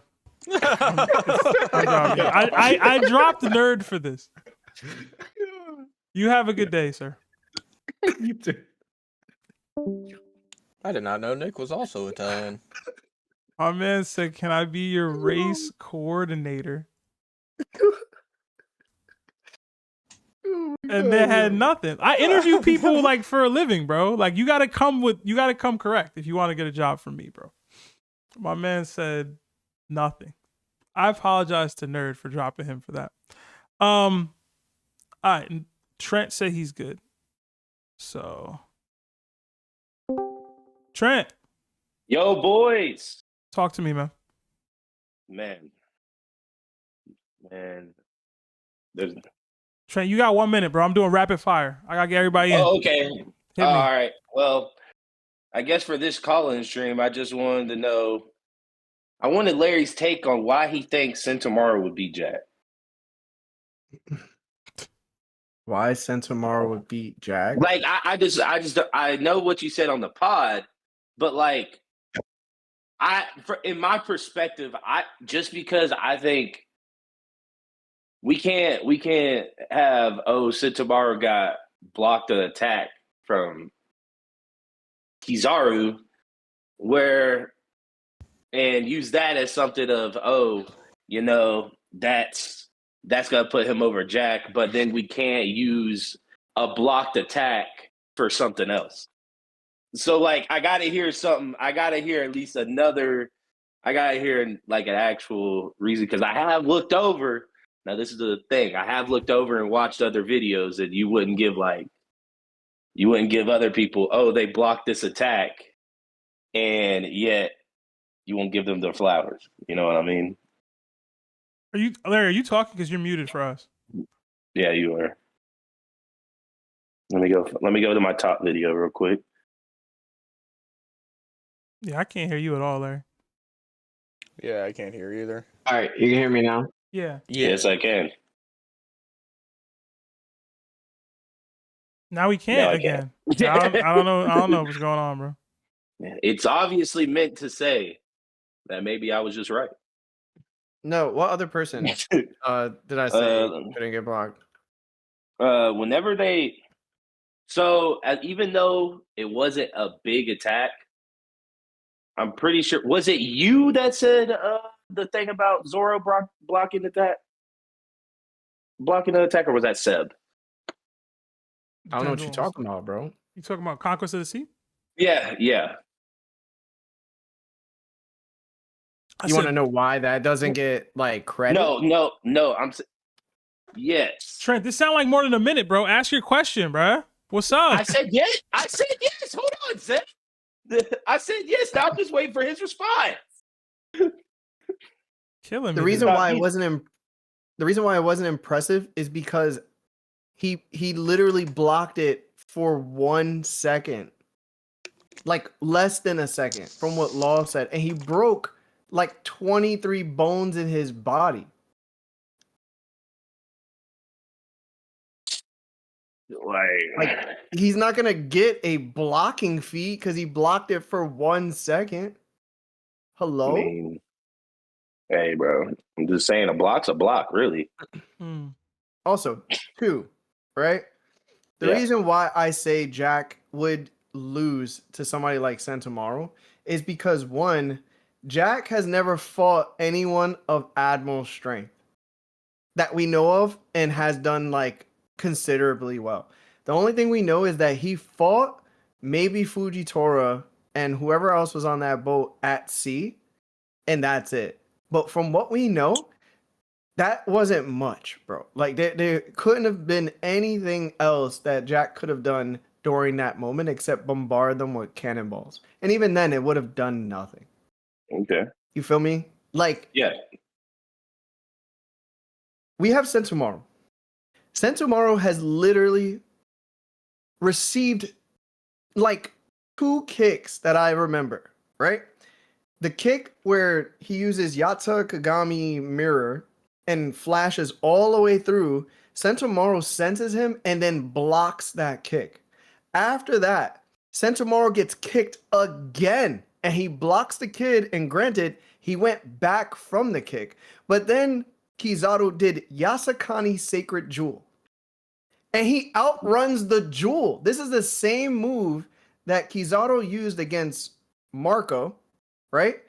This is the same attack that Marco blocked, right? But this is also the same attack that went after Luffy when he was in the submarine.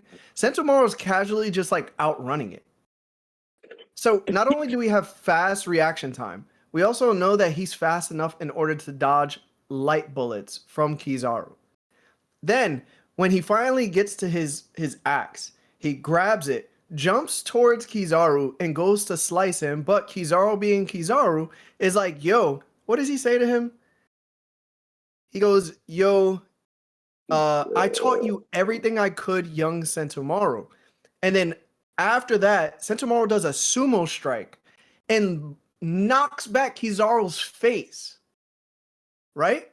Mm-hmm. And then we hear Kizaru go, but my defense is just as tough as yours. And then what happens? Kizaru does a light beam right in front of his face and like puts him down.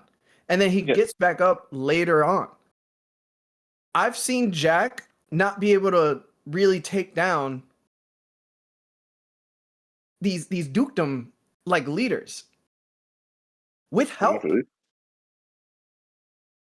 Yeah, like, I haven't seen the competition level that Jack has faced in order to be like, all right, if Jack would have versed Kizaru at this moment on Egghead and Kizaru did all the same moves, he wouldn't have been able to outrun the Yasakani Sacred Jewel that, you know, Sentomaru did. He wouldn't have been able to survive either kicks from both the kicks that Sentomaru got kicked with, because what happened? We saw Queen and we saw King, and even in their weakened state, they got no diff by Green Bull, who's a weaker admiral throughout the community than Kizaru. And then he also hit back on Kizaru. You know what I'm saying? So like there's no competition when it comes to like who's stronger in that area.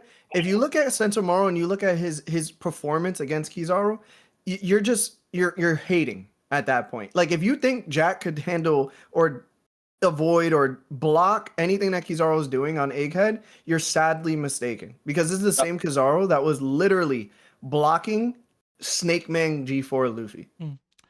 All right, Trent, Larry, we gotta cut it there. Nah, Trent, Larry, I hope you got your answer. I gotta get to the rest of these callers, dog. Are you playing Madden right now, man?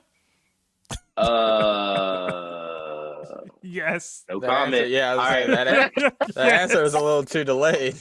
Trent, I hope you win, man, and have a good night, bro. I already did. Thank you, brother. Oh, you, man. All right. Listen, man. We got to get to these people, man.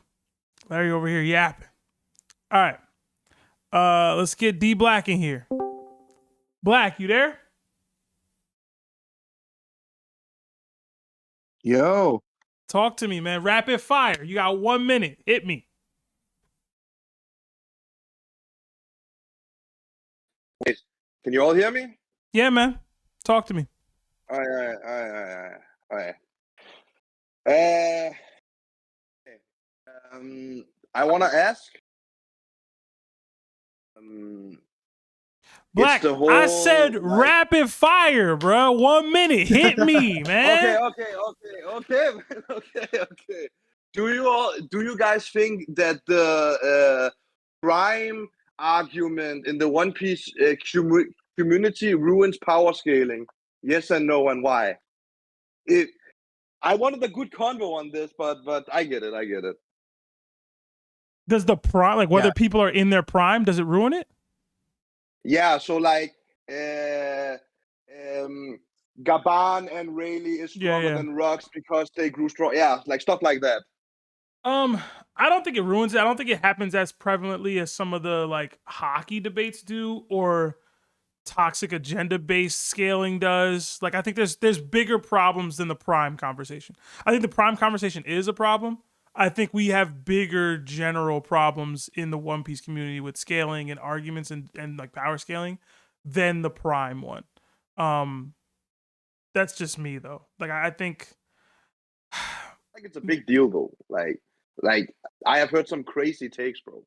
I have too, but we got bigger fish to fry, man. We got dudes telling me that if anybody has a sword, they're automatically Mihawk's inferior. We got dudes talking about like we just got different stuff going on. But you know those guys ain't really worth, listening to. Oh, Mihawk is like, who cares, bro? Like when people tell me that I heard somebody say that I think said that you kind of agree on this on well that God Prime Roger is stronger than the Roger we saw on God Valley and the God we saw on God Valley combined. Combined?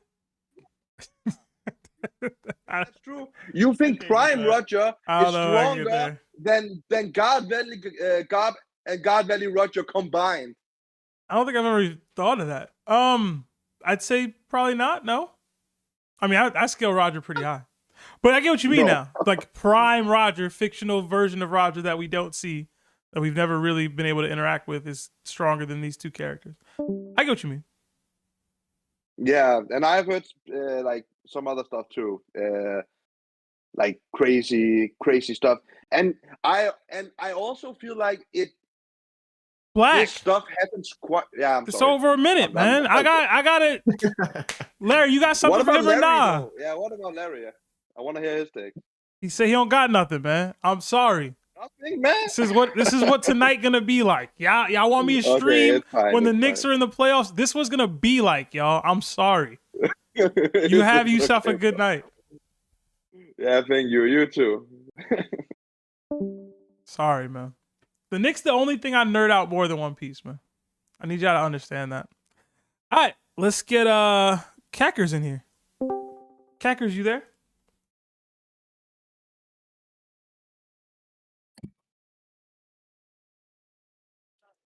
Kekkers, go on once.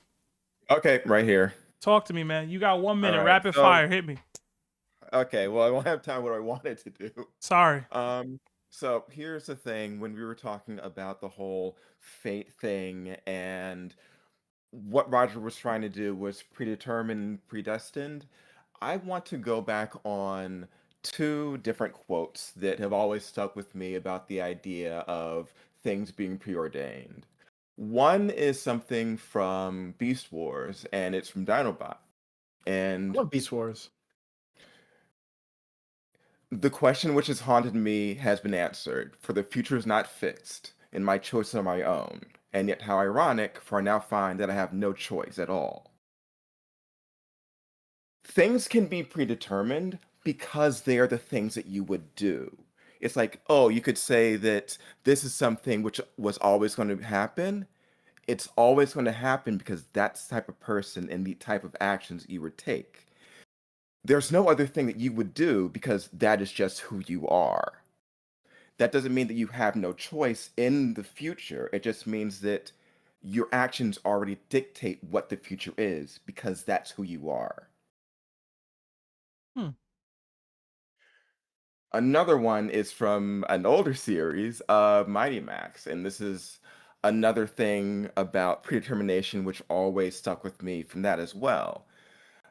And that is someone who is seeing that the future, all their actions, and the destiny of the series has been displayed on this mural of things which happened over the course of the series. And they find like, wait a second, all the things that I've done in the show are right here on this mural. So what choice do I have in anything? And the response to that is that destiny is equal parts chance, free will, and necessity. These places and these opportunities will be before you. You will have the chance to take those actions, and you have the free will to do them. And you will do what is necessary because it is who you are. The outcomes of them you won't know, but you will take the actions regardless because this is what you always would do. Okay. And so they don't have time. That's what I'll put out there. So what are your thoughts on that? Like, yes, something can be said that this is what's going to have to happen, but you still are making the choice. Yeah, I think the choice is the important part. Like, I don't like Roger chose to make these decisions to get executed. That wasn't preordained, in my opinion, for him to do that. He saw that this is when these things would come to pass and said, okay, how do I ensure that something like that does happen? And Roger chose to do that. I don't think what Roger found on One Piece is that, hey, you're going to have to go sacrifice yourself, bro. Appreciate you. You know what I mean? Right. Like, he still made the choice to sacrifice himself and try to inspire this era of piracy.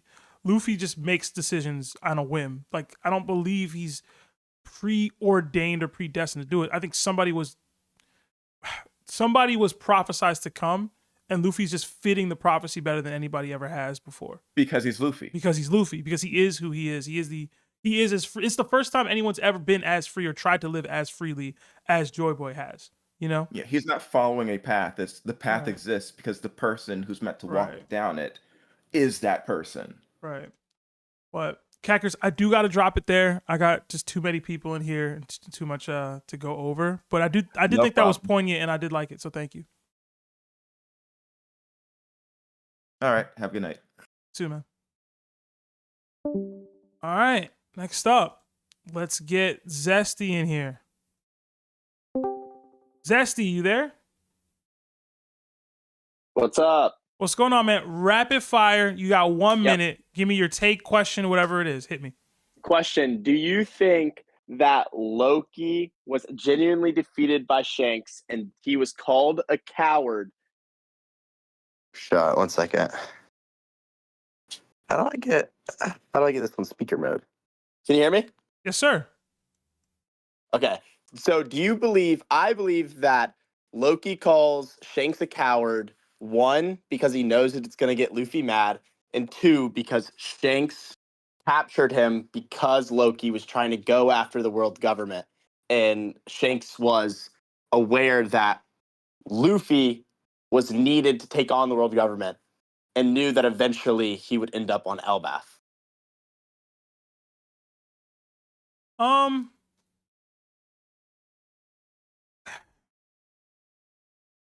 I think there's 2 possibilities as to why Loki calls Shanks a coward. I do think Shanks did defeat Loki. I do genuinely believe that. As for why he calls him a coward, I think it's either 1, Shanks' temperament is not that of somebody who just challenges people to fights in general. He's only going to fight to protect. Like, he's not I'm going to go out of my way to fight a guy like Loki kind of seems to be. He only fights to protect. He's only reactionary in his willingness to fight more often than not, right? And then the other piece of it is, I always thought that when he stole the devil fruit, that Loki looked at it as like, okay, like, you have the opportunity to eat it and become this like Nico figure or whatever. And then he just hasn't done it or chose not to do it. I kind of walked that one back a little bit because Loki doesn't seem to have real knowledge of what Luffy's ability is or anything like that now. So I originally thought that like, oh, this is why he thinks that. But I don't know. I think that's really it. Like, I don't know if you have a different thought process around it, Larry. But I do think Shanks defeated him, and they just have very different temperaments. Like, Loki's more similar in the way he thinks to like guys like Kid a little bit. And those guys will just misinterpret a character like Shanks in general. So yeah, I think it's just I think he kind of idolizes Rox and like how Rox was quick to lash out at Loki physically, and Shanks isn't really like that. So it's definitely like different, and that could also be why he calls him a coward. Because it's not Shanks is not like Rox at all, where Rox was quick to slash Loki as a kid, but Shanks doesn't seem to be to move that way. Yeah. Zesty, I got to drop you there. I got to get to all these callers, but you have a good night, man. All right. You too. See you guys. All right. Yeah. Next up, let's get Nomad in here. Nomad, you there?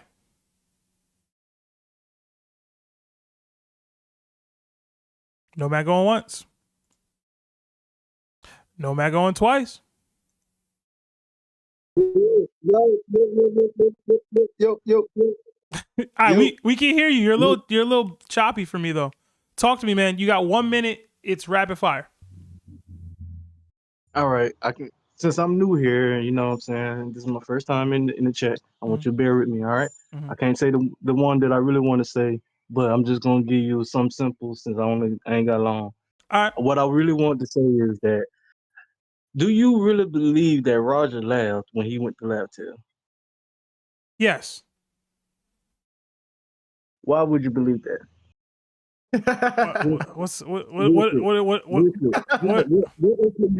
What inclination would make you believe that Roger laughed that laugh? Is this a serious question? Is it a joke? I'm confused. I'm so confused with the question. I'm not joking, because really, if you really think about it, we got that Roger flashback through Odin, right? Uh-huh. And if you remember in Odin's flashback, he cried twice on that boat after saying that real men do not cry. He said that in the book. He said that real men do not cry, but he was seen crying twice. That was Oda saying that Odin's a liar. Okay, that was Oda saying that Odin is a liar. So why would you believe that when he said that, oh, Roger looked at the One Piece and he just laughed? Why would you believe that when every time he said that they laughed, they actually was crying? I think that Roger, when he saw what the One Piece was, he cried. I don't think they were laughing, because I don't think there was nothing to laugh about. I think it was ironic that he named the island Laugh-Tale because of that fact. He just wanted, he knew in 20 years it would become something different. So he named the island something more inspiring, something worth coming to find. But when they read and reach the Laugh-Tale, I don't think it's going to be nothing funny about what they learned there. Okay, so Go ahead. I am down for the subversion of our expectation and it being something more dramatic and heartfelt and like emotional in that way. But was it Odin who said Roger laughed, or was it? Yeah, it was Odin who said Roger laughed. But we see them physically laughing like that. Like we see it physically happening. Like it's not like the words are the only thing we read. We see it. The whole crew is actively laughing, man. Yeah, but it, like I said, it would subvert your opinion, because Odin, whenever he said that they were laughing, they was actually crying. I don't think that they was laughing, even though we saw that they was laughing. I think that that's what he said, and that's the image that we got when. But then why wouldn't that? Why wouldn't the? But why wouldn't the? But why wouldn't the nomenclature be the same? Then why wouldn't it be like, yeah, we laughed, but the visual would be them crying to showcase the same like motif? Oh, I'm lying about the laughing, or I'm lying about the crying. Same reason why the background of the Laugh-Tale, we didn't even get to see whether it was an island or anything else. It's to keep it secret, to keep it, to keep the secret going, like to keep it mysterious is what I want to say. That's why the same reason why we didn't get, like, when we saw the Laugh-Tale, and yes, you're right, they were laughing, but we also didn't see anything else in that background at all. So I honestly believe that was just like a memory that Momo kind of made himself with the words that was put on the paper, which we know that Oda be lying. So the words that he put, you shouldn't take the face value for. I think that it shouldn't be a surprise that Roger did not laugh at Laugh-Tale. Okay. Then the meme comes to life. Okay. All right. Nomad, I'm sorry. This is early, your first time you're here, or one of your more, newer times, or whatever you say. You're new here. I apologize for the rapid fire nature of this call. It's not normally like this. We typically like to hear everybody out and go into back and forths, but I just don't got the time, bro. So I'll see you next week, hopefully. But pull up, let me know. But yeah, I got to drop you there, and I still think Roger laughed. But if you're right, we'll look back at this and I'll laugh. You know what I'm saying? Or cry, I guess. You feel me? Looking forward to that other theory you said you had. Yes, it's about Pluton. Okay. Lock in. Love to Yeah, hear. go ahead. Have a good one. All right, bye. Have a good one. Have a good one, bro. My man said Roger ain't laugh, Larry. I don't know. Listen, bro, maybe he's just not right now. You know what? Yeah, you right. In a weird way, he was kind of cooking. Not gonna lie. Kind of was. No, don't co-sign that. He was not cooking, bro. Toby, what's up, No, bro. What's up, bro? Nah. None against the guy, of course. You know what I'm saying? I like the creativity that One Piece fans have. That's one of the things I love about the community. But that wasn't it. All right, I believe Griff 9410 is Casey Griffin. So Casey Griffin, if you're there, hit me, bro. You're deafened. You super chatted to get in here. I got you in here, but you're not here. You're not available to me, dog. Selling right. Oh, I see you off deafen, bro. Talk to me. Oh, hello. So I'm gonna wait till next week to do the Blackbeard take. Okay. But for this week, so I did subscribe to do the Yonko thing, but it was on my second Discord account because my browser. So I'm a programmer. And I have 2 Discord accounts to test like different things. Okay. And it was on my browser where I bought it. So is there any way to switch that over to this account or? I have absolutely no idea. I am the most ignorant Discord server person of all time for somebody that utilizes Discord to make money. I would have to reach out to one of my mods to see if that is possible. I don't think it is. I'm gonna be honest with you. Yeah, right off the top of my head, I don't think it is either. What I can do is probably send me like a screenshot of that, like you as a member on that other account or whatever, and I'll have the mods like give you permissions for like the month or something, so that you'll be able to have access to the call-in streams like on this account. If that works for you, just send me either DMs or send it to one of the mods, preferably Nick Quavo. He the one I tasked to do all the things. Toby's basically useless. Oh my god! I don't got the permissions to give people. Why are you so mean today, bro? Yo, I'm anxious. This why Larry the real one, bro. He picked me to be a mod and everything, bro. He been here since day one. I always remember. Griff, do you have like another smaller question or mini theory to ask us before you jump out of here, bro? I got to drop and get another couple calls. Not really. I'll just save it for next week. All right. Well, appreciate you, bro. Definitely hit up Nick hit up Toby. See if that actually helps you. You know what I'm saying? Hit him up. Hit him up. Toby's here. This is Toby. By all means, ask him for assistance with what you need and see how that goes for you. We don't ask J.R. Smith to take game winners, bro. We ask LeBron to do it. Oh my god. So, thanks, LeBron. All right. We're not doing that, bro. Okay. All right. Griff, looking forward to hearing that theory, man. All right. See you next week. All right. Toby, J.R. Smith, bro? That's who you comparing yourself to? That's what you're doing these days? No, I'm not J.R. Smith, but in that situation, I was, bro. I'm not handling that. But I'm mean though when I call it out. I can identify. I can know what my mods are capable of, bro. What Sanji say? You do what I can't do. I'll do what you can't do, man. That's what we do out here. Yeah, man. There's a lot I can't do. Hey, bro, if there's commotion going on, that's when you call me, bro. I can handle that, bro. But technology, bro, no, I'm good. I've been telling the community for a while, bro. Seb really a villain, bro. I'm a villain. You're a top villain. I'm a villain, bro. All right, whatever, guys. Let me get dang, I just lost him. There was a whole other person in here. All right, Lucky, you there? Hey, how's it going? All right, man. Rapid fire, hit me. Yeah, I get it. Larry, real quick, I just want to say, the take that Rox is better than Roger, nobody's coming after you, bro. You gotta calm down a little bit. Everybody knows that Rox is like that guy. He's not claiming to not be. You feel me? He rolled up to Imu. He looked him in his face. But then the twins came out with a question that was like, who knew more in the end? And Roger went to the end.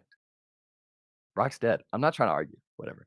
You said one thing a while ago that was like, if you didn't like the season 1 of the live action, just check out the 6th episode of season 2, where I did crying. Man, Chopper was pounding on the door, and Hirluck was crying too. Man, I was tearing up. That was so good, for real. I just got to the end of the Dark Tournament, and Seb, I was on the call a while ago, and I was saying there's no way that Yusuke can like solo the One Piece verse. Mhm. The power ups are kind of crazy, and I didn't know Yu Yu Hakusho could get that way. Yeah, bro. And it's kind of peak, man. I don't really have a theory or anything. I just hope you guys had a good day. That was about it. I did, man. I did have a good day. Before he leaves, Yeah. I'll go bar for yo, bar. man. those comments about Rox be crazy, and you don't read them. I do though. All right, they be coming, bro. Yeah, I don't be reading the Bro, I'm comments. telling Not gonna lie. I don't read them. So he could be right. I don't know. I don't read the comments. bro. Rox is that guy, and I feel like people miss that out. But who knew more, or like, how much did they do? It was Roger by far, by far. And you said something earlier in this stream, because I'd be watching and listening. You said, was it more detrimental to the world that Rox is the one who finalized everything, or Roger was the one who did it? And I think Roger created the Great Pirate Era. Yeah, he was saying was the creation of the Great Pirate Era. yeah, Rox actually destroyed a detrimental? gate of justice, dog. Just that alone is already disruption in the world. To who? Though? Right? What? Hold on now. Hold on now. To Hold who? on. Hold on. To who? Hold on. To who? Hold on. Just the world. Nah, bro. Hold on. Just the world? You mean Yeah, you mean the world government? Man, Lucky, if everybody's saying that Lucky. I'm sorry. Lucky. Wait. The Great Let's hear me Pirate out. Era had millions of pirates. Like it's small, hundreds of thousands of pirates went out to sea, and a large majority of them were not good people, bro. Like what Larry said wasn't too crazy about So like Rox whether it wants was to positive. destroy the justice system? No, he's saying That's not detrimental? actual impact to the world, whether it was positive or not. Destroying a gate doesn't do anything to anybody, bro. Killing an admiral? Maybe. What's worse? mean, An admiral Rox down has a or theory. thousands of pirates reading and what? What? Yeah, you're right. My bad. I'm kind of grabbing at straws. Not What? gonna The lie. gate of justice is crazy. That was Hey, don't agree to that, man. Give me a little bit, bro. That's crazy. gate of justice. What was that? What was that? Now we know your character. Hey, my bad. Now we know your And character. now we know your character. Yo, That's funny. Lucky, bro. You have a good night, man. Yo, my bad. Hey, you guys too. Have a good Later. night, Lucky. Oh man, what was the gate of justice? Was crazy. What was that, bro? That's your peoples, bro. Nah, I come better than that, bro. He said Rox destroyed that gate of justice. That changed that what? All right. I do got to dip because I'm not watching the game here, so I got to dip to where I need to go, which is why I've been trying to rush people out of here. I apologize, everybody. I did try to get to every single one of the callers. I hope y'all enjoyed the stream. Like the stream if you haven't already. It does help the YouTube algorithm. It's looking like no DDT tomorrow, but I'm putting on everything. DDT next Wednesday, man. On my unborn children, man. All right. You don't care about them, bro. You gotta do better than that. Yeah. Put it on the chat, man. So Toby, you don't gotta call me out, man. You don't gotta do that, bro. You don't gotta. Don't have him put it on the chat. I'm not gonna put it on the chat. I care about chat too much, man. Aw, dang. Yep. No DDT next week, yo. I'll see y'all next week. Toby, DDT coming next week, and it's gonna be a gauntlet, man. All right, gauntlet DDTs next week. I'm gonna iron everything out with Larry over the course of the next few days. The thumbnail, the lineup, how we structuring it all, everything, and we gonna come in guns blazing. All right. bet. I hear you. I hear you. Alright. DDT next week. Call and stream next week, man. That week after that, though, it's light. I'm not doing nothing. But in general, I mean, we back. Niggas not gonna be in the next round, so you're not gonna be busy, bro. No, I got work stuff, bro. I'm gonna be in Texas. Told me I'm be in Texas, man. All right, I'm hit you up. Yo, you good here, bro? Let's go. Right. We'll see, bro. We'll see. But yeah, y'all. I gotta head out. Love y'all. Be good to everybody.